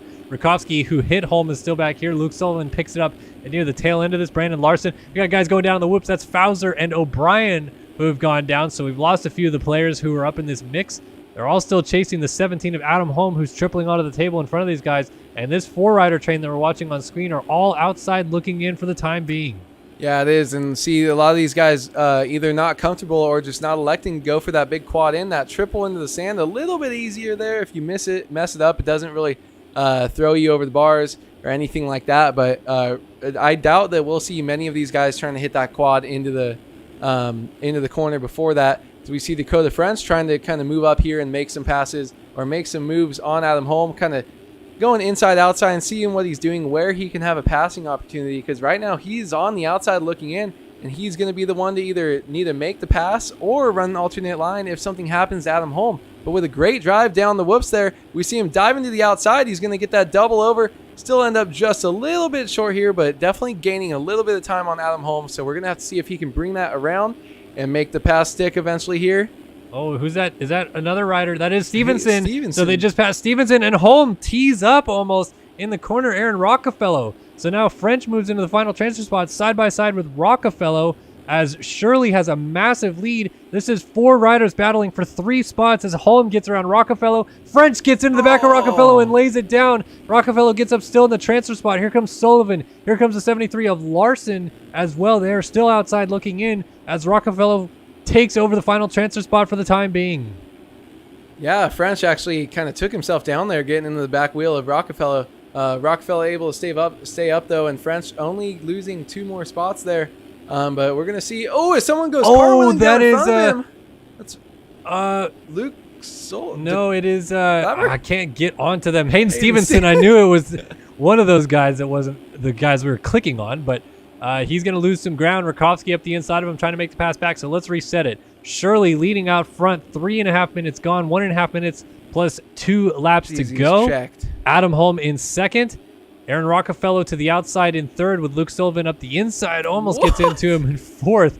And Dakota French is trying to fight back to make it up to these guys once more before that checkered flag waves. So we're looking at these 2 guys battling third and fourth right now. Rockefeller on the 93 and the 11 of Sullivan, and see if they can hold off that gap back to the 69 of Dakota French. Yeah, Luke Sullivan almost let the intrusive thoughts win right there for a second.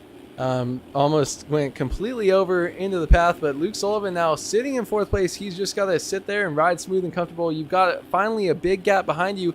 You don't need to make any crazy moves. A little bit of dualies there, and we see Luke Sullivan going for that triple, sliding out a little bit, able to kind of wrangle it down back under him here. Oh, who's down?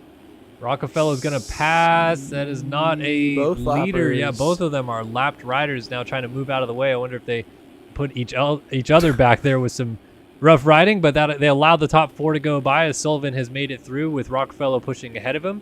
There is Holm going over the finish line jump, and then Shirley going the other direction, who is quietly checked out to the tune of 7.5 seconds in this last chance qualifier. So if we go back to Rakowski now, he has lost some ground. Dakota French is not in this group anymore. Dakota French has lost 3 positions since we last saw him. Rough go for the 69 full throttle ride, who was 11th in the championship coming into tonight. That is going to be a lost opportunity to try to gain points and get up into that top 10 here in Tampa. Oh my gosh, someone just absolutely yard sails off the track to the outside. Lapper trying to 5th wide the whoops. He said, I want to be just like Alexis Leclerc when I grow up. Can you imagine in real life, like LCQ just in the background of the front battle, you just see guys clicking gears through the whoops and just going wide open. Unbelievable. I mean, if they survived it, I feel like it would help most of them. Adam Holm. Oh man. Some of them just are scared. You just got to let it go. I almost thought Adam Holm was taking the win there. I saw the white flag, got scared, but Seth Shirley is just checked out here in this LCQ. We did see a little bit of carnage, a little bit of action, but nothing coming down to the last lap just yet with our leader, Seth Shirley, with a very commanding ride here. Coming up from the 250 West Coast class, trying to move into the 450 class as a spoiler. Had a pretty good finish, good ride last week, and is able to kind of put in a great ride here in this 450 LCQ. So Seth Shirley is going to come across the line here, got one more jump, and he's going to go triple, launch over the finish line, and he takes... I wasn't ready like with my cadence to announce him doing that line, but he's going to take our LCQ win here tonight. Adam Holm finishing up in second. In third place, a little oppo. Luke Sullivan comes across clean, and Aaron Rockefeller finally gets some room to breathe and comes across fourth. And he is our final transfer spot into the main here tonight. Everyone else in the class is going home and actually driving to taking a week off, and we're driving to Oakland. Well, driving to Oakland. The rest of the field, you know, you don't got to go home, but you can't stay here, is what they would say on, what was that, Cribs back in the day? Yeah. Yeah. Yeah, but I want to know whose accent you were just doing. Hey, Adam Holm, by the way, finishing second in this one. If you remember back to last week, we criticized Holm a little bit for pulling to the side and allowing everybody to go to the main event. So cool to see Holm actually click his ticket to the main event tonight. And it's a bit of a local race for him. I think this is the only race in Florida this year. And Holm, a Orlando native, about 3 hours away from Tampa. So cool to see him repping for the home fans here tonight. But of course, he chased Seth Shirley on the Underground RC ride over the finish line jump, who wins the LCQ and sets us up for tonight's main events coming up here in just a few moments. All right, ladies and gentlemen, boys and girls, 250 main event on the docket next. 15 minutes plus a lap for round 2 of their championship. And real quick, before we jump into the main event, I should say, Alex Efforts in the chat, we know him as Studio 8, used to put up a bounty for us to pick the whole shot winners in the main events, where he would donate $5 if we got it right. So we haven't seen yet the 250 lineup completely, but when we load in, we'll have to make some quick predictions, pick a 250 and 450 winner, because he is back tonight. Alex Effort says he will super chat $5 if we guess correctly. Is he going to make an early prediction? Wait a second. I need to see the line. How about this? I'm going to jump ahead of this all and say the 450 class is going to be Jacob Hubbard. I'm gonna say. Well, I'm gonna do 250s first. Okay, let's hear it. Bryce. Not Bryce. I need to see a couple. Give me the site lab. Let me get some fresh names in my mind really quick here. I'm leaning towards Bryce Whelan. No, he's had some great starts. Barring that first heat race. Man, it's just. It's interesting. I don't know. This 250 class. The 450 class, you took my thing. That was my given. So let me see a couple names, and we will pick here. See if we can earn ourselves a little bit of dough. From, Alex Efforts here. All right, we're gonna load in. We're gonna run us through the order real quick and see if we can't maybe pick some people out. Oh, A-Wood. I didn't make a pick anyways. I didn't make a pick. Oh, he didn't make a pick. Andrew Wood, you're killing me, dude. Unbelievable. All right. Almost loaded back in. And like we said, round 2 of the 250 SX East Championship. We have got Bryce Whelan rolling into this thing with a 3-point advantage in the championship after winning the opening round last week. We got it, guys. We got it. We know his mic was off. I'm sorry. I'm back. Rookie Bryce mistake. Whelan with the whole shot. I even have Alex Heckman texting me saying A-Wood's mic went off. So everyone's hitting me up, letting me know. I muted it to laugh because you made a funny transition. I just never brought it back on. Oh, my goodness. All right, Bryce Whelan for the whole shot 250 main event. Okay, Bryce whole Whelan. shot wire to wire. Whole shot wire to wire, Bryce Whelan. And we think Hubbard? Hubbard 450. I feel like we don't have to make that one yet, but All Hubbard, if it's Okay. both of us, same one. I'm on the Hubbard train. Great starts. He got a good enough finish to get a good gate pick for the 450 main. So would not be surprised to see both of those. All right. Well, hour and a half. I mean, I stayed in Orlando and drove an hour and a half to get to Dade City one day. So I don't know if I'd say it's exactly an hour and a half from Orlando to Tampa easily. I mean, maybe unless you're doing like 110. But maybe people in Florida do that. I don't know. Like wild stuff happens in Florida, so maybe who knows? Florida man. Yeah, Florida man. All right, Bryce Whelan, is that who we got in this one? Look through the order. Make any other picks? Rico Delat, a heat race. Eduardo Simos. He's from Brazil. He might take people out.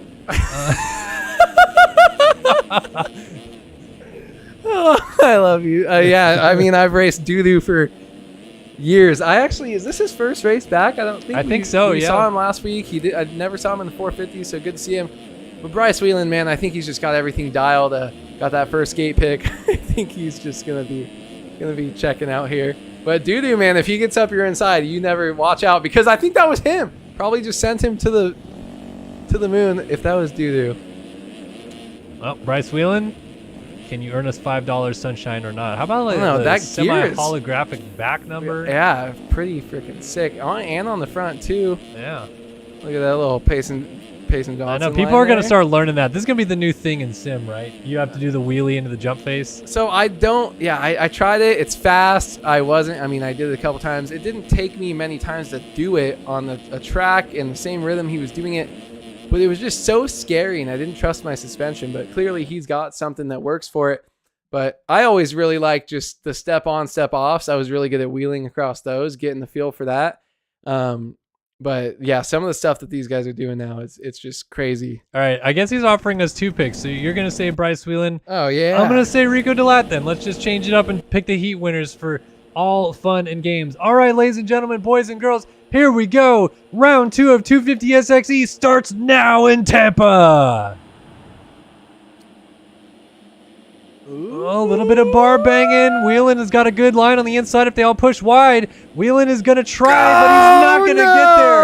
Alec Horn, his teammate on the field ski and snowboard ride, rips the RaceFactoryGaming.com whole shot, and Whelan gets tapped in the air. I think that was Delat who he came together with. Trevor Burns out of the LCQ. He is refusing to lose as he gets the whole shot and gets to the front of the field for Connect Visual on the 36 ride. Whelan right behind him in second. No way.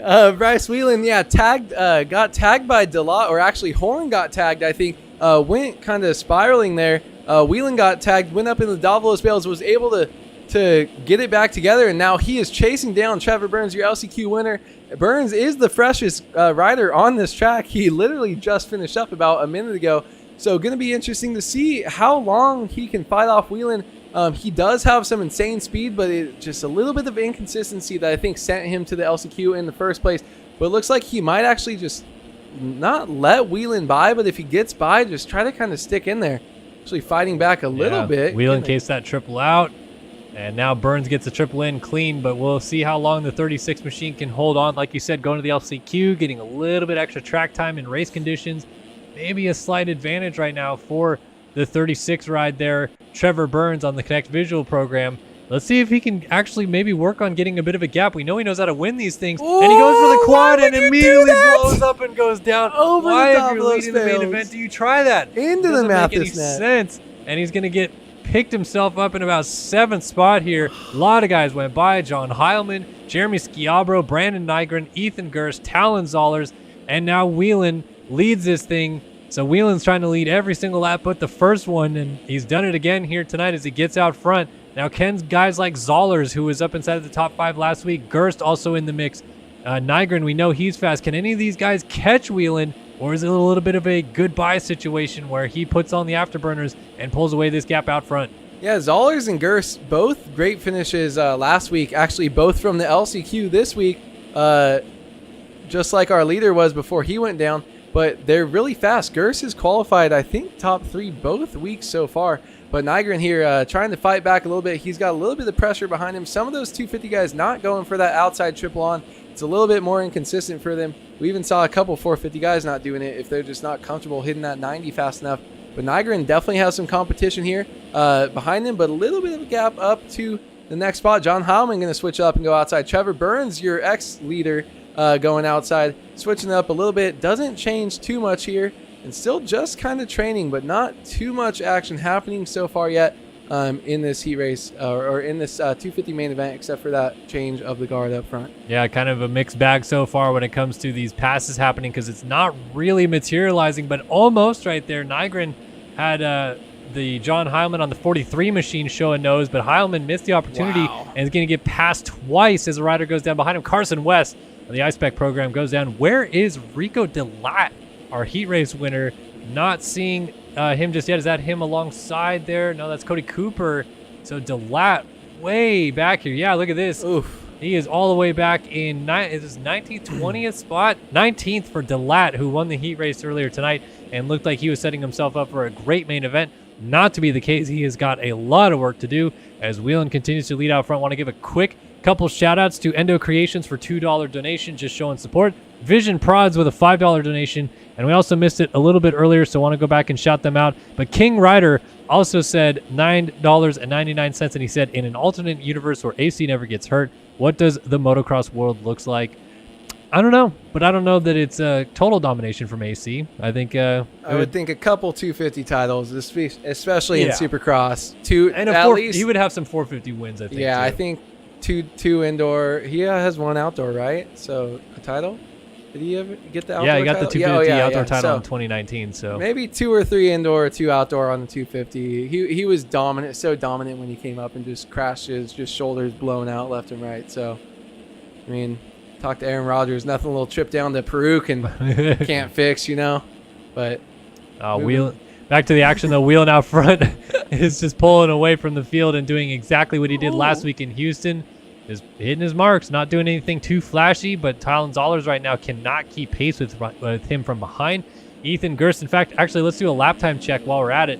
52.7 for Wheeling out front, 54.2 for Zollers, 54 flat for Gerst, and a 55.3 out of Burns with a 54.7 out of Jeremy Schiabro. So all these guys behind him not really able to show the same pace that we saw out of them in qualifying. And it's more Whelan who has, I guess, upped his pace from qualifying to start putting better, consistent lap times down that he wasn't doing. Remember, he was in the 53s in qualifying, and now he's putting down 52.7s in the main event. yeah, I mean, when you get clean laps in your heat race, maybe a little bit more time practicing between the heat and the main, and then you finally get more clear air. It's just all you can do is just go out there and put down the lap times. And he's got the experience. He's already won a title before, and if you're just going to let him get out front like this, it doesn't seem to have much competition. There's people that I see some bursts of speed from at times. Seth Carr, I see some crazy speed from. Some of the other guys, you'll see a fast lap from Squidbro or Nygren or something, but they can't do it consistently. And Bryce Whelan just seems to have consistency down as his kind of main thing. He doesn't need the fast lap. They just come to him because he never crashes, and he's just able to put down lap after lap after lap. And I'm just going to go inside. It might be a half or a quarter of a second slower, but I'm not going to have to deal with any of these lappers. So that's how he's already got a 9-second lead here and just able to keep expanding this. And already about almost close to halfway into this race, and he's just dominating. Yeah, one of the downsides, I guess, to being this far out front early on is you're not catching lappers with a group of riders behind you that the lappers obviously see a lot of people on the blue bar. You're only getting one blue bar, and I mean, he's been behind this little group of 2 guys battling each other for a few corners here. I don't think he's within that all-important 1 second range, which is usually when guys start to really try to move out of the way. But to be this close to them and they're still not moving just shows that sometimes it's not the easiest thing to navigate through lap traffic, even when you're the race leader, putting down lap times in the consistent 52s and 53s as those guys continue to battle ahead of them. Quick shout out to Brock Fab in chat, who also dropped a $1 donation. So shout out to him for the support of the stream. Look at these lappers, man. They are just giving themselves the business, and now they hung each other up in the corner right in front of them. Are they going to move out of the way, or are they still going to keep battling? Let's see what happens here as they go over the finish line jump. Yeah, now's the time to move. If you're going to move. Now they're in his way. Look at that. God. And so the battle continued for long enough for them to get into each other, and now they've definitively held up Whelan, who completely misses this rhythm section, and he's going to lose probably he was 8.3 up. That's half of his lead gone. It's down to 4.4 seconds, 4.1, as Trevor Burns is going to see that gap come down, and that just goes to show sometimes the lap traffic, you think it's all good and gravy and they're going to get out of the way, and they just completely ruin your race. Yeah, I mean, just didn't even... At first, they were just battling, wasn't really having that many problems. It wasn't too crazy of a battle there. Oh, and we see Burns going... Wow, Burns getting the quad. I mean, he gets it, but man, he wants that 10G from DC Shoes for sure, because Bryce Whelan is falling back into Burns' clutches, especially with that quad getting pulled lap after lap. I mean, Burnsy, let's see what lap times he's putting down here. 53.3. He's got a 52.1, which is the best lap of the race. Oh, and he goes over the bars. He still runs a 52.9 over the bars on the finish line jump. He tried to go for the tire tap of the single out right there. And of all the places you're going to crash, not the whoops, not going for the quad, the on-off before the finish line jump. I don't even understand. It's not like he tried to wheelie across it. Did he just really miss his seat bounce coming off? That was honestly really weird to see from the first-person camera. I don't play in first, too, so I don't really know, what he did wrong. It's hard to visualize what's going on. But, man, Burns, after such a great comeback, getting so close to the leader after he's getting held up, and then you go and do that, that's got to be heartbreaking for him. But we know he has the speed, and I wouldn't be surprised to see him charge right back up there and try to get this thing down close again. Got to get a couple more spots after going down, but he's chasing Zollers, who now has got a little bit more clear air, and then look at that huge gap to Bryce Whelan there. Yeah, and Whelan also has lapped riders between him, about 3 or 4 different lapped riders between himself and Zoller's back here in second. Now it's going to be, 4 lap riders between Whelan and Zollers. So Zollers has to go through all those guys. Burns trying to put the pressure and keep Zollers honest for P2 right now. So Covenant ride dealing with the Connect visual ride from behind. And we'll see how this shapes up, especially because that lap traffic that I just mentioned, Zollers is about to hit the rear of it. And look at Burns, man, flying through the whoops. Zollers, what a save. Burns cuts up underneath. He's going to try to go to the inside. He's a little scrub flick to the inside. He's going to go for the roll single option. Zollers to the outside, that triple on option a little bit faster. And, Burns a big Burns off down again. Got swapped off the Dragons back and went down. So there goes Gerst on the 42. I think that's Heilman going by as well in the 43. Noah Viney gets through into P5. You got Squidbro right there in 6th. And here is Burns alongside of him in 7th as the battle continues. He was battling for 2nd, falls all the way back to the battle for 6th. You can just see he's got that speed in some places that's really fast. You can see him kind of really gaining on people. And when you can see that much of a difference happening, you know they're really fast. He's just a little bit of a little ticking time bomb there, but I haven't seen someone get that swap off the Dragon's back how he has. I've seen people go front. Our leader's down. Leader's down in the whoops. Yeah, Bryce he is Whelan down. He's getting and there going. goes Zollers. Zollers into the race leader on the outside, and he's got it. Talon Zollers takes over the race lead. Just saw Whelan flash at the bottom of the screen as he was laying sideways in the whoops, and now Talon Zollers leads. Less than 5 minutes to go here in Tampa. First career main event victory on the docket for Zollers if he can hold Whelan off, but Whelan's already charging right back behind him. So not going to be wire to wire for Whelan, as Zoller is probably going to get this lap led here. Let's see if Whelan switches this up or if they both go to the outside. Whelan does go to the inside, see if he can just get a little bit of a wheel on him. Maybe get a little outside in here. Does he switch it up? Try to get a drive. Not going to be able to make a pass in this section as they're going over the finish line now. And they do not have too much breathing room, as you see Gerst right behind them. About 1 second there, but Bryce Whelan needs to make this move happen. On-off triple there into this corner, and he's got a little bit of breathing room. Zollers here. Let's see what kind of whoop speed he has versus our race or our red plate holder. Oh, it's a little better for Whelan. He's going to go to the inside right here to try to make the pass, and he's got it much easier than expected as he just hooks up to the inside to get it done. But look at this. Zollers is going to get the triple on. No, he's going to only double in. He must have clipped the top block on the outside, so easily done in the end for Whelan to go back into the race lead. It's not over yet, though, and lap traffic still might come into play here as they work their way through the sand. You can see about 2-3 lappers still right in front of Whelan as we're going to come down the start straight here to complete lap number 13. We only have 3 minutes plus a lap left on the clock, and Bryce Whelan's trying to hold on for his second win of the season. Talon Zollers is going to push him to the very end, though. Yeah, I think Whelan is using his brain a little bit, going inside after the sand section, also going inside in the Dragon's back section after the Supercross triple. If you look at the ruts, we saw it in first-person camera, the outside triple on is getting a really gnarly rut there that's really hard for these guys to hit, and we almost saw him make a mistake. I wonder if he's going to go to that inside full-time. Maybe not now, but man, it is getting tricky, and I expect to see a lot more of these 250 guys actually missing that triple on when they do go for it on the outside. So Whelan just going with whatever lines he has comfortable. But man, look at how big of a gap he's already able to pull back out on Zollers and into a nice, comfortable first place. Taking this inside right here as well. Not really just messing with those outside lines and those big ruts. Yeah, Zollers has definitely slipped back a little bit faster than we expected as Ethan Gerst still sits back here in third. Cody Cooper's moved up into the fourth place position with Jeremy Schiavo rounding out the top 5. Riley Hewen runs in 6th. Rico Delat charge all the way back to 7th. Great ride for the rider out of the Netherlands on the iSpec program, who is way down in 19th. He's all the way up to 7th, and the race isn't over yet. John Heilman, Trevor Burns, Noah Viney, all exchanging blows here, trying to battle inside of the top 10. And this is a little nose-to-tail ride from 6th back to 10th, with Viney wrapping it up behind this group. But you can see Heilman still dealing with the pressure of Burns right behind him. So the battles continue all the way through the field as we focus on that lead battle. Burns cleans out Heilman. Man, Burns is taking no prisoners here tonight. He's trying to make himself the main character. He's like the guy that walks in the room and he's like, everyone look at me, I'm the baddest there is. Like, doing huge lines, wadding up in the lead, taking people out, just insane speed. Like, hey, he's down there again. it is, just showing, oh, maybe I could try to quad off this Dragon's back. But I mean, I can't believe he's still inside the top 10 with how much has gone on this race. He just keeps popping up. We're like, oh, let's look back in the field. But I mean, off of Trevor Burns, I want to move up a little bit more, and I want to show up Noah Viney. He's had a great ride. Rico Delat as well, after coming from that heat race win early on. Able to he got that terrible start, was back in 19th place when we first checked on him. Now he's up comfortably inside the top 10, pushing for a top 5. Are we in? Hewan, I think, is 6th still. Yeah, so top 5 right now is Schiabro, and then Cody Cooper in 4th, Gers 3rd. Zoller's 5.5 seconds down in 2nd now, so he has completely lost the toe.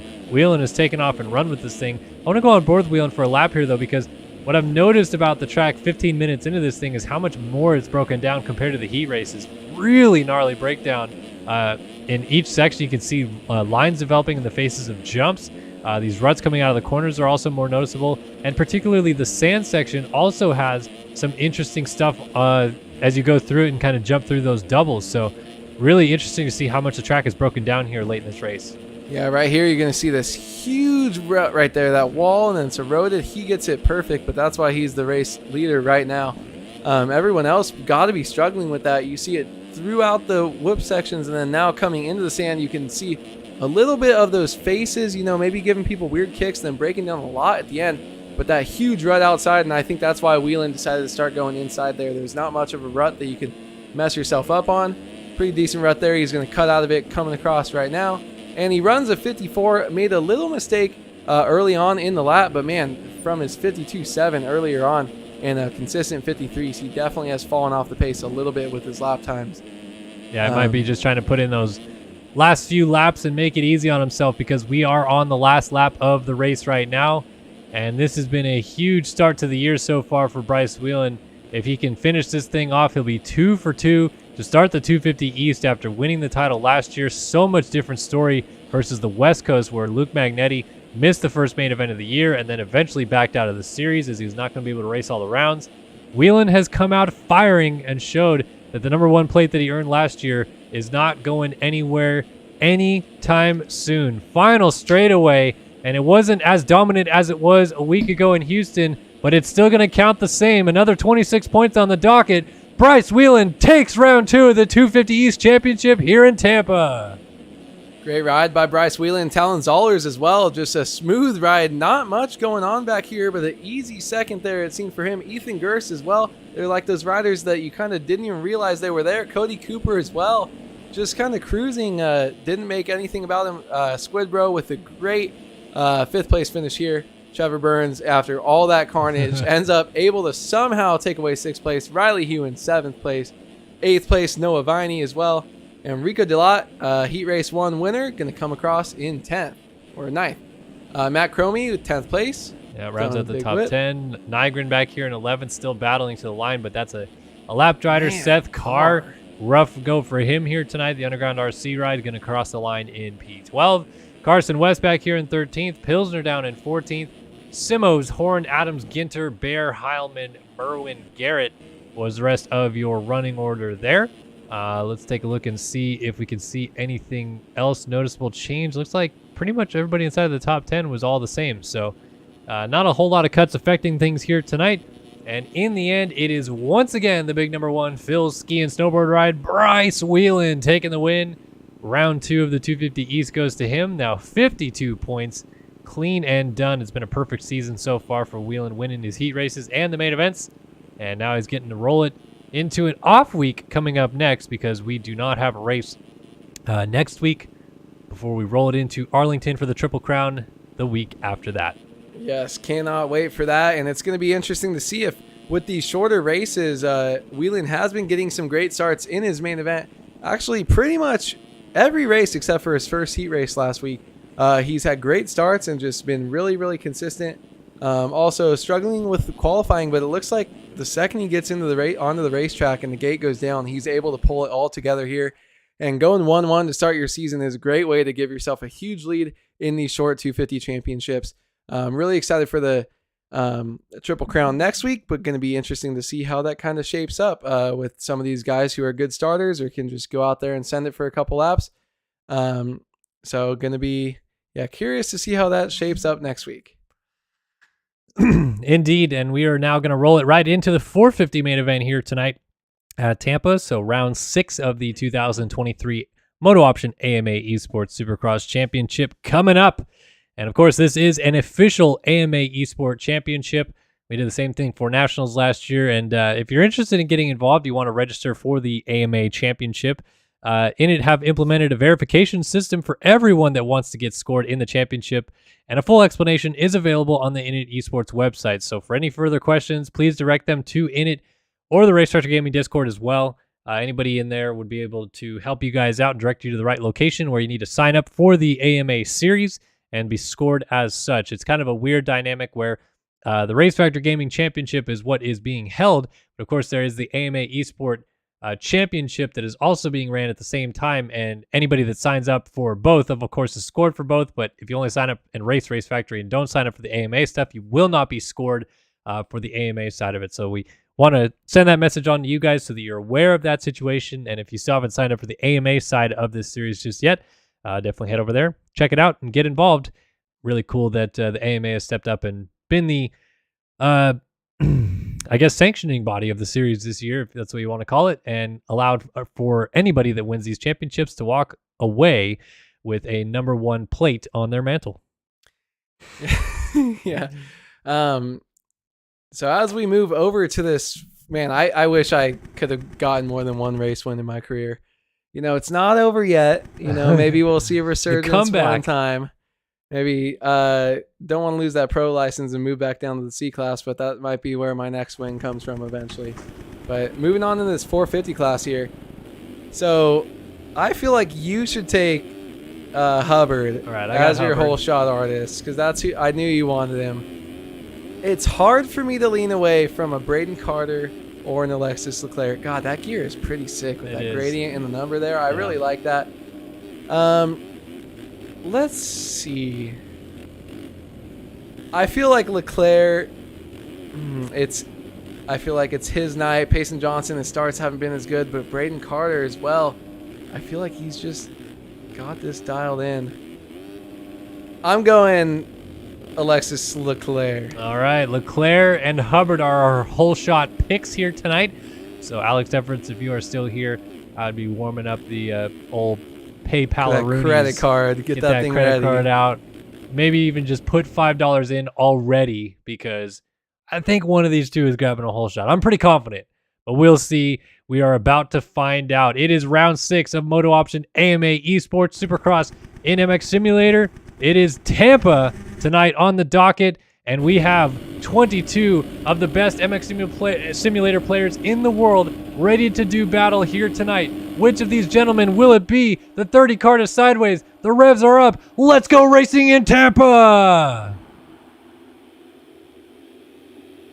Oh, the 5 of Lang's got a good move down the inside. Hubbard's going to get to the corner first.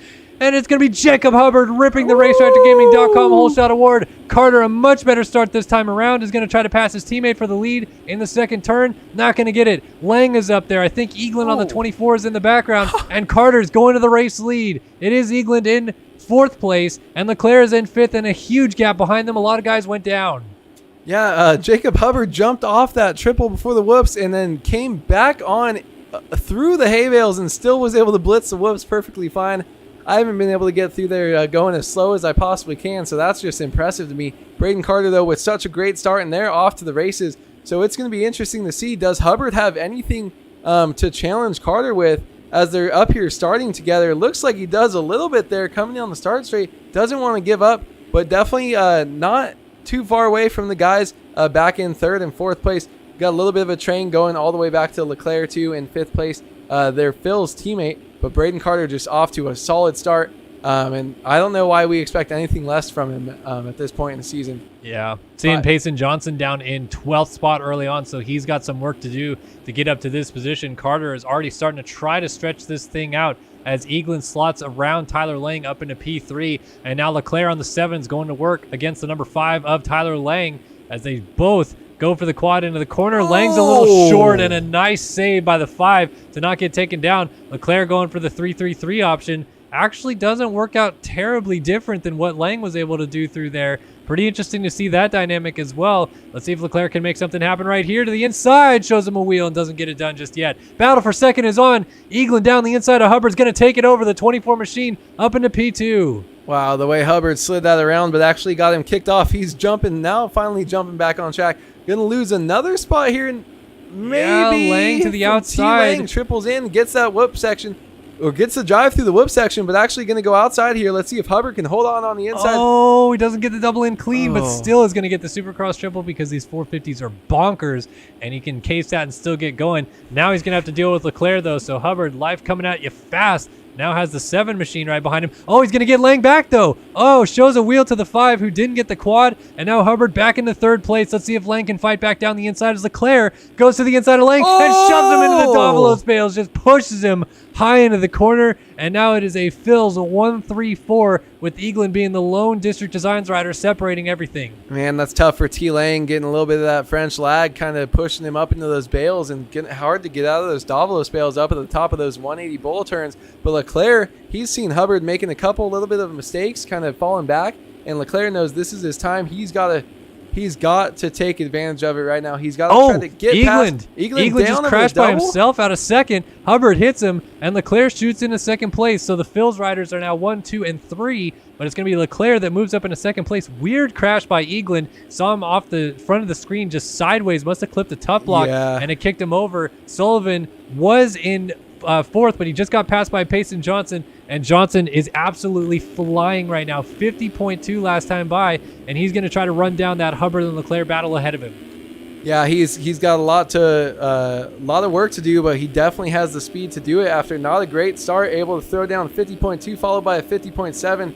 He's got some insane speed, only 2.5 seconds back of the battle in front of him. He's got a little bit to get Hubbard, but it's hard to catch Leclerc and Carter with the huge lead that he has. I don't know if first place is going to be within his grasp, but I guess he can make a mistake at any time. Look at the speed Payson Johnson has. Anytime he gets kicked sideways, seemingly able to pull it back no matter what. But Payson's still pushing super hard here.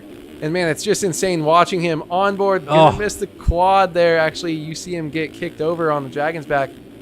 Wow, I hear Carter has a 49, a 49.8 for Carter, 50.2. Battle for 2nd, by the way, is still nuts. Hubbard and Leclerc are going at it right now. The 7 of Leclerc and the 78 of Hubbard, both riding for Phil Ski and Snowboard. As they go over the finish line jump, you can see Carter going the other way in the distance. As these two battle, that's of course going to allow Johnson up into the fray, trying to close that gap down from behind these guys. So much racing left to go. We still have over 15 minutes and a lap left in this race, and our 2nd through 4th battle is starting to heat up here in Tampa. Yeah, Jacob Hubbard, I'm actually impressed by his speed that he's had. A couple little mistakes kind of getting into it with down rider and stuff, but I didn't think he had this pace, and maybe he doesn't. We keep seeing him go off track. It clips the bales and goes over the bars, wads it up off the Dragon's back. That's going to allow Payson Johnson easy pass into 3rd place there. So Jacob Hubbard going to go from 3rd back all the way almost down to 6th. Yeah, and the Buttigny back here is trying to jump over top of him, and the Buttigny goes down. Falls off. Johnson was down at the end of the sand. So Johnson, who had just moved into 3rd, went down at the end of the sand section. That allowed Sullivan through, as did Colby Eaglin go back by. So Johnson now slides back down to 5th spot. And just when he was about to start putting the pressure on Leclerc, that gap is opened back up again. And we have seen this time and time again with Johnson, when he just starts getting rolling, a big crash ruins a lot of the momentum. And now Sullivan yard sails out of 3rd, allowing Eaglin to go back onto the podium. You know, I think this long rhythm section, these 450 guys, there's a couple of them that are really good at consistency, but some of them, they have such high speeds. It's so long, even coming into a 90-degree corner, they're just not able to wrangle it back in when they start to get kicks, because we've seen a lot of these 450 riders just start cartwheeling way past where the whoop section ends. So Sullivan, unable to pull it back together there, he has a huge crash. Moving up forward, Luke Sullivan almost going down. Payson Johnson, though, still chasing down Alexis Leclerc here, but they have a huge, or Colby Eaglin and then Alexis Leclerc, and then they have a huge 8-second gap up to Braden Carter, who is just putting down some insane lap times after getting that great start early. Yeah, I feel like this is Carter's, statement ride right here in some shape or form. The heat race did not go the way that the number 1 machine wanted it to go, but he does have 3 wins on the season already. I think that he is trying to more or less stay to these guys that he's going to win this title, and it's not going to be easy to dethrone him in any shape or form. Trying to win his 4th main event from 6 rounds to start the year is Braden Carter. It has been so solid for the one machine thus far, and he continues to extend that gap. Actually, let's take a look at the lap times. 50.3, 49.7. Carter resets his own fastest lap of the race, which of course is the fastest lap of the race as well. I think what this is going to come down to is navigation of lap traffic and limiting the mistakes, especially in the whoops. As you said, these guys pushing into the whoops so hard, and those rear end kickouts happening cannot have a big fall off because it's going to be a lengthy one. Yeah, it's interesting to see. Has he a little bit of mistake there, but able to pull it back together. He has such a huge lead, though. He kind of give himself the ability to make those little tiny mistakes.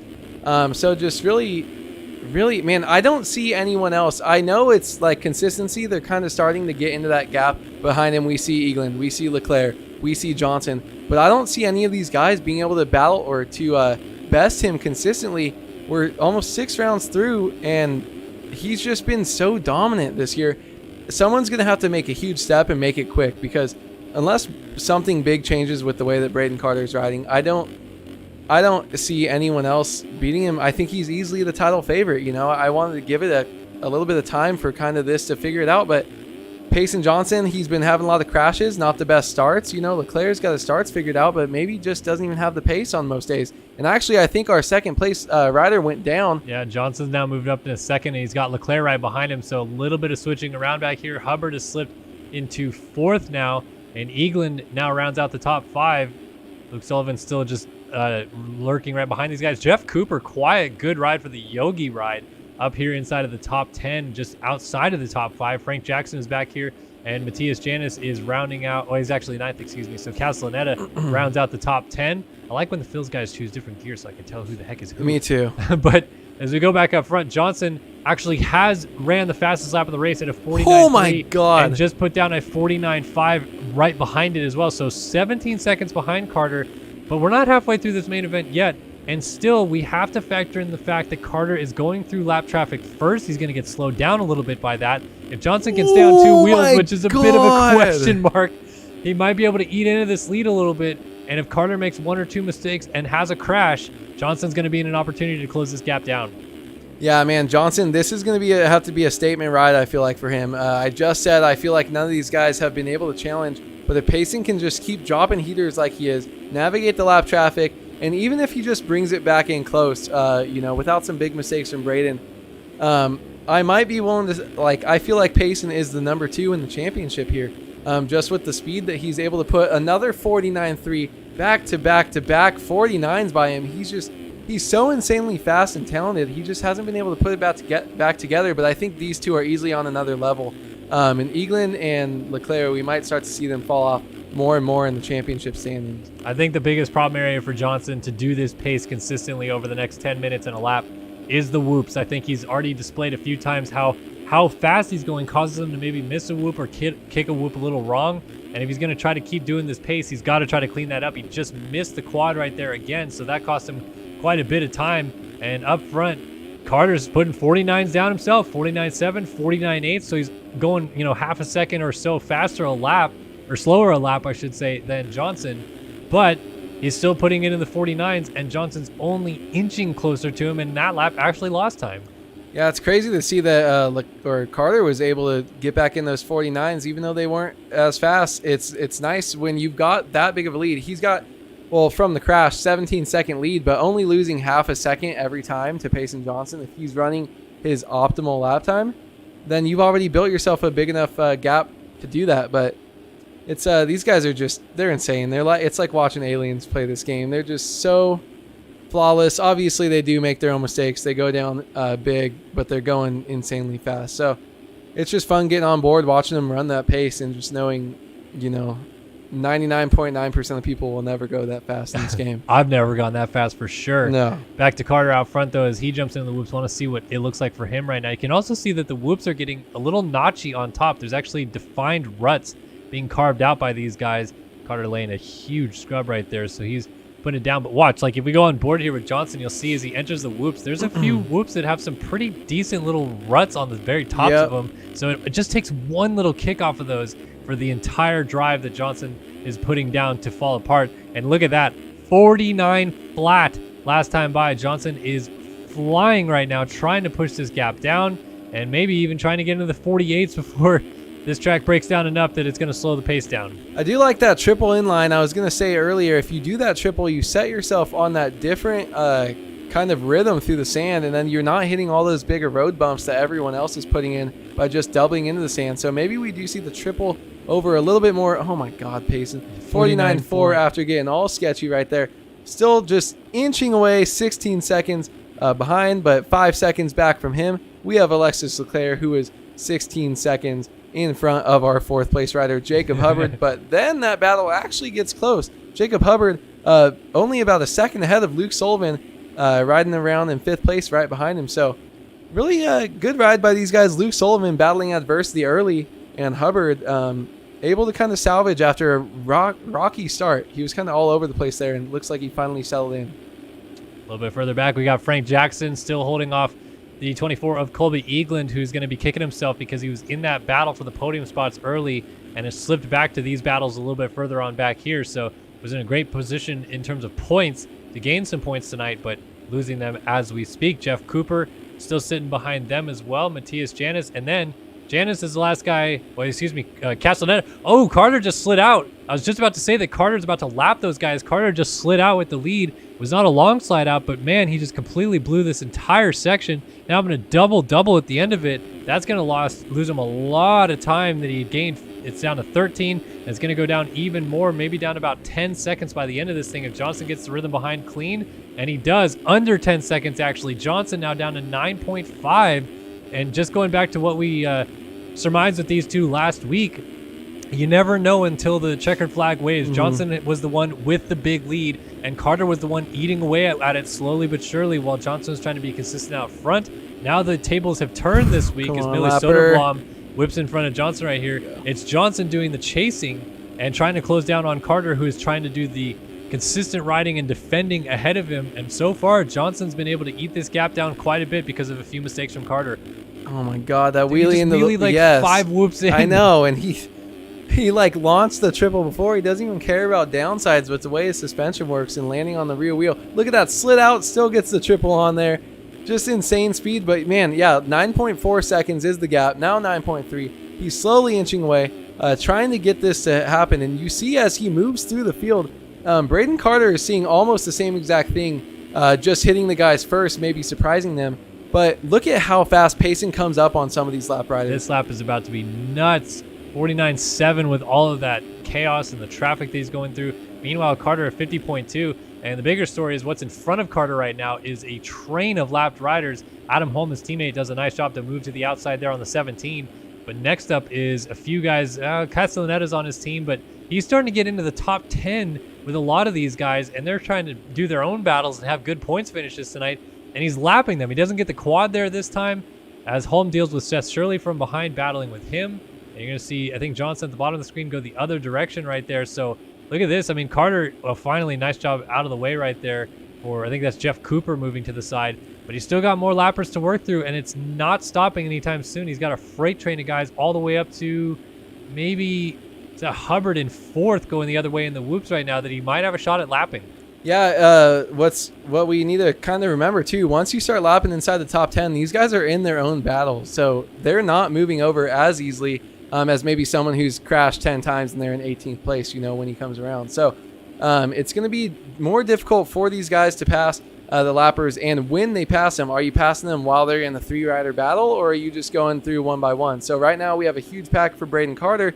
This thing might be split up by the time that Payson Johnson has to get through them. So really interesting to keep an eye on that. What happens where, so gets past one rider that goes down. Janis and Castellaneta are battling right in front of Carter right here, and they are not letting him by. That was Cade Matherly on the 25 that did let him go through. Let's see if Janis opens the door right here after the finish line jump. He is. He's going to let Carter go by. So now Castellaneta, I'd have to imagine as a teammate, is going to play fair here and just let him go.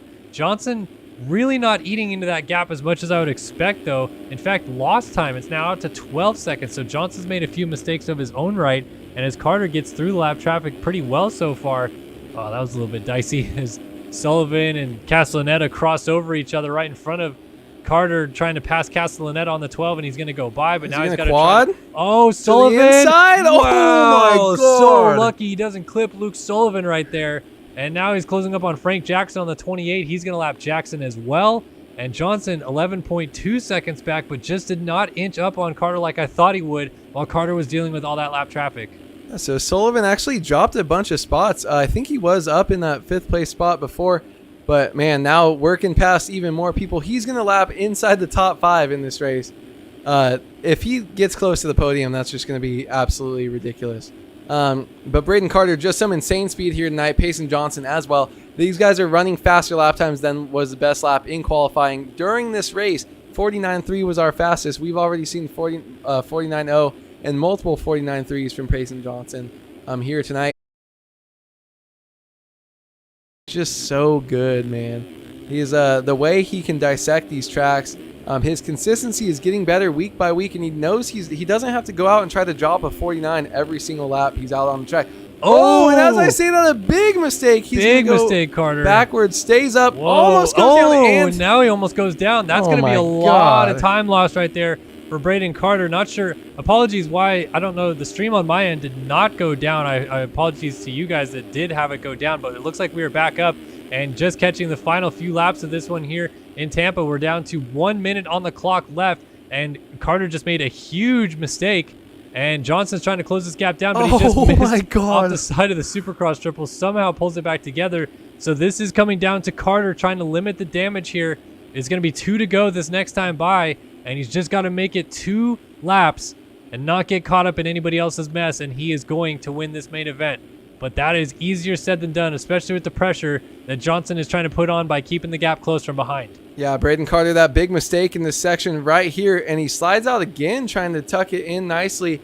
Still has a big lead, but not 1 crash length, which is kind of our 10-second marker we normally go off of.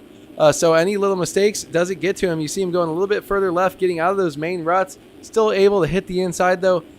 And he's just got some great speed showing tonight and able to hold off any fight from anyone early on, able to work his way smart through the lappers. And here he is trying to lap Colby Eaglin.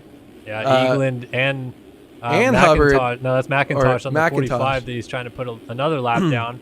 But yeah, Eagland. Oh, Eagland's going to go down right in front of Carter. That was close. Johnson is really pushing through the sand and just got really sideways trying to do it. So that gap has come down a little bit more. It's down to 5 seconds as the white flag is waving here in Tampa. Final lap of the 6th round of MotoOption AMA Esports Supercross. And we will see if Carter can hold this down one more lap. And don't forget, if Johnson crashes behind him, Leclerc is within striking distance. So if Johnson's going to absolutely send here to try to get Carter, Leclerc still has a shot at getting into 2nd place before this is over. So we got to keep on Carter. Make sure he gets these last few turns good. Yeah, scary last lap here. He's through most of it. He's just kind of him versus the track. No one really in front of him. So you see him go for that triple single there. He's just kind of slowing it up. Oh, and maybe that messes with his rhythm a little bit. You can see Johnson lurking there in the background. Yeah, only 2 turns to go, though. He's still got a big enough gap. It's going to have to be something catastrophic here to lose this win. He's got it. Final turn. All the things you could throw at him happened, but he still resides atop. Braden Carter, 4th win of the season, gets it done tonight in Tampa. 4 out of 6 so far. Payson Johnson coming across in 2nd place. Alexis Leclerc, hard fought 3rd place. Yeah. Doolies. Jacob Hubbard, great Last guy start. on the lead lap. Gets the 4th whole place. shot. Won us $5. The only one to stay on the lead lap. That's insane. 24 laps later. And you're able to hold it within 50 seconds of Braden Carter? Like, that's insane. I don't understand how anybody does that. That just shows you how good these guys are. So, like, all these guys getting lapped, they'll still smoke you. Like, oh my gosh, it's just insane. Lapping up to 5th place is just nuts. Jacob Hubbard, congratulations on the whole shot and the 4th place finish. That's her in. Doesn't change anything inside the top 5. We had Castellaneta, by the way, finish inside of the top 5. He ended up in P5 tonight. So Johnson 2nd, Castellaneta 5th. Yeah, Janice in 6th. 7th was Luke Sullivan. 8th for Frank Jackson. 9th for Colby Eaglin. And Enzo Buttigni rounded out the top 10. T-Lane just missed out on the top 10, so he definitely didn't have the night. He wanted to have a few guys also that were good in the heat race, but just couldn't quite put it together in the main event. Ended up getting lapped quite a bit. So unfortunate turn events for them. But of course, a big win tonight for the number 1 machine. Braden Carter, 4 times out of 6 this year, is your race winner. And that championship lead now out to 16 points as we head into the off week next week. For what will be the Oakland Supercross in real life. But of course, we already ran Oakland in the game, so it will be an off week. Man, oh man. And then we are back in 2 weeks' time for the Arlington Supercross. All right, back in studio we go. Kellen Brower now in the captain's chair alongside Andrew Wood. He's moved over here. His team doesn't seem to have any sort of consistent competition. Even if it wasn't consistent, it doesn't seem like anyone can really challenge him. I know that's probably going to change during the Triple Crown in 2 weeks' time as we go into the Arlington race. But 450 class, man, Braden Carter really trying to take control of this championship. Payson Johnson trying to not let him, limiting the damage to only 3 more points at the end of this race here tonight. But he's really going to start needing to get some wins from Braden Carter here. And really hope for a little bit of bad luck. But Braden Carter off to a great start through the first 6 rounds of winning 4 of these races. So 450 classes better be scared. Oh, yeah, they definitely have to be scared because Carter, when he gets on a roll like we saw even last year and the year before that when he won his titles, he was so good in the second half of the season, more so than the first, and we'll see if he can continue rolling the ball into the second half of the season. Want to give one final shout-out, of course, to MotoOption Clothing, Race Tech Suspension, Phil's Ski and Snowboard, and Underground RC for being the sponsors backing us on this series. Of course, the Race Factor Gaming track crew for putting another great track together. Init Esports and Race Factor Gaming as well coming together to put this series on. Big shout out to Evan Holtzy for putting all the video work on behind the scenes here at Start Your Systems. Couldn't do it without him every week, so a huge shout out to him and you as well, Andrew, for joining me in the studio every week. Thank you. In case you didn't catch it here at the beginning of the stream, I will not be here for the next round in Arlington, the Triple Crown. Going to be traveling to Arlington Supercross in real life a little bit early to visit family before I work that weekend. So I won't be here, but Andrew will be. He will be doing the entire broadcast from here, from the captain's chair in the studio. So it's going to be a lot of fun to watch him cast the race by himself. He did a whole little bit of spiel here at the beginning, and I think he'll do fine. I think he'll give you guys a good broadcast, and I will be tuning in myself from Texas watching the broadcast as well. So huge thank you to A-Wood for all the support and all the help that you're going to give us in the next week when we go racing. But of course, next week, there is no race. There is no race in MX Simulator in 1 week time. It is 2 weeks from now in Arlington, Texas for the second Triple Crown of the year and the third East race of the year, the 7th round of the series. Huge shout out, of course, to all the fans as well for tuning in tonight. Hopefully you guys enjoyed the show. But this has been round 6 of the 2023 MotoOption AMA Esports Supercross Championship in MX Simulator from Tampa. And we'll see you guys in 2 weeks in Arlington. Bye-bye.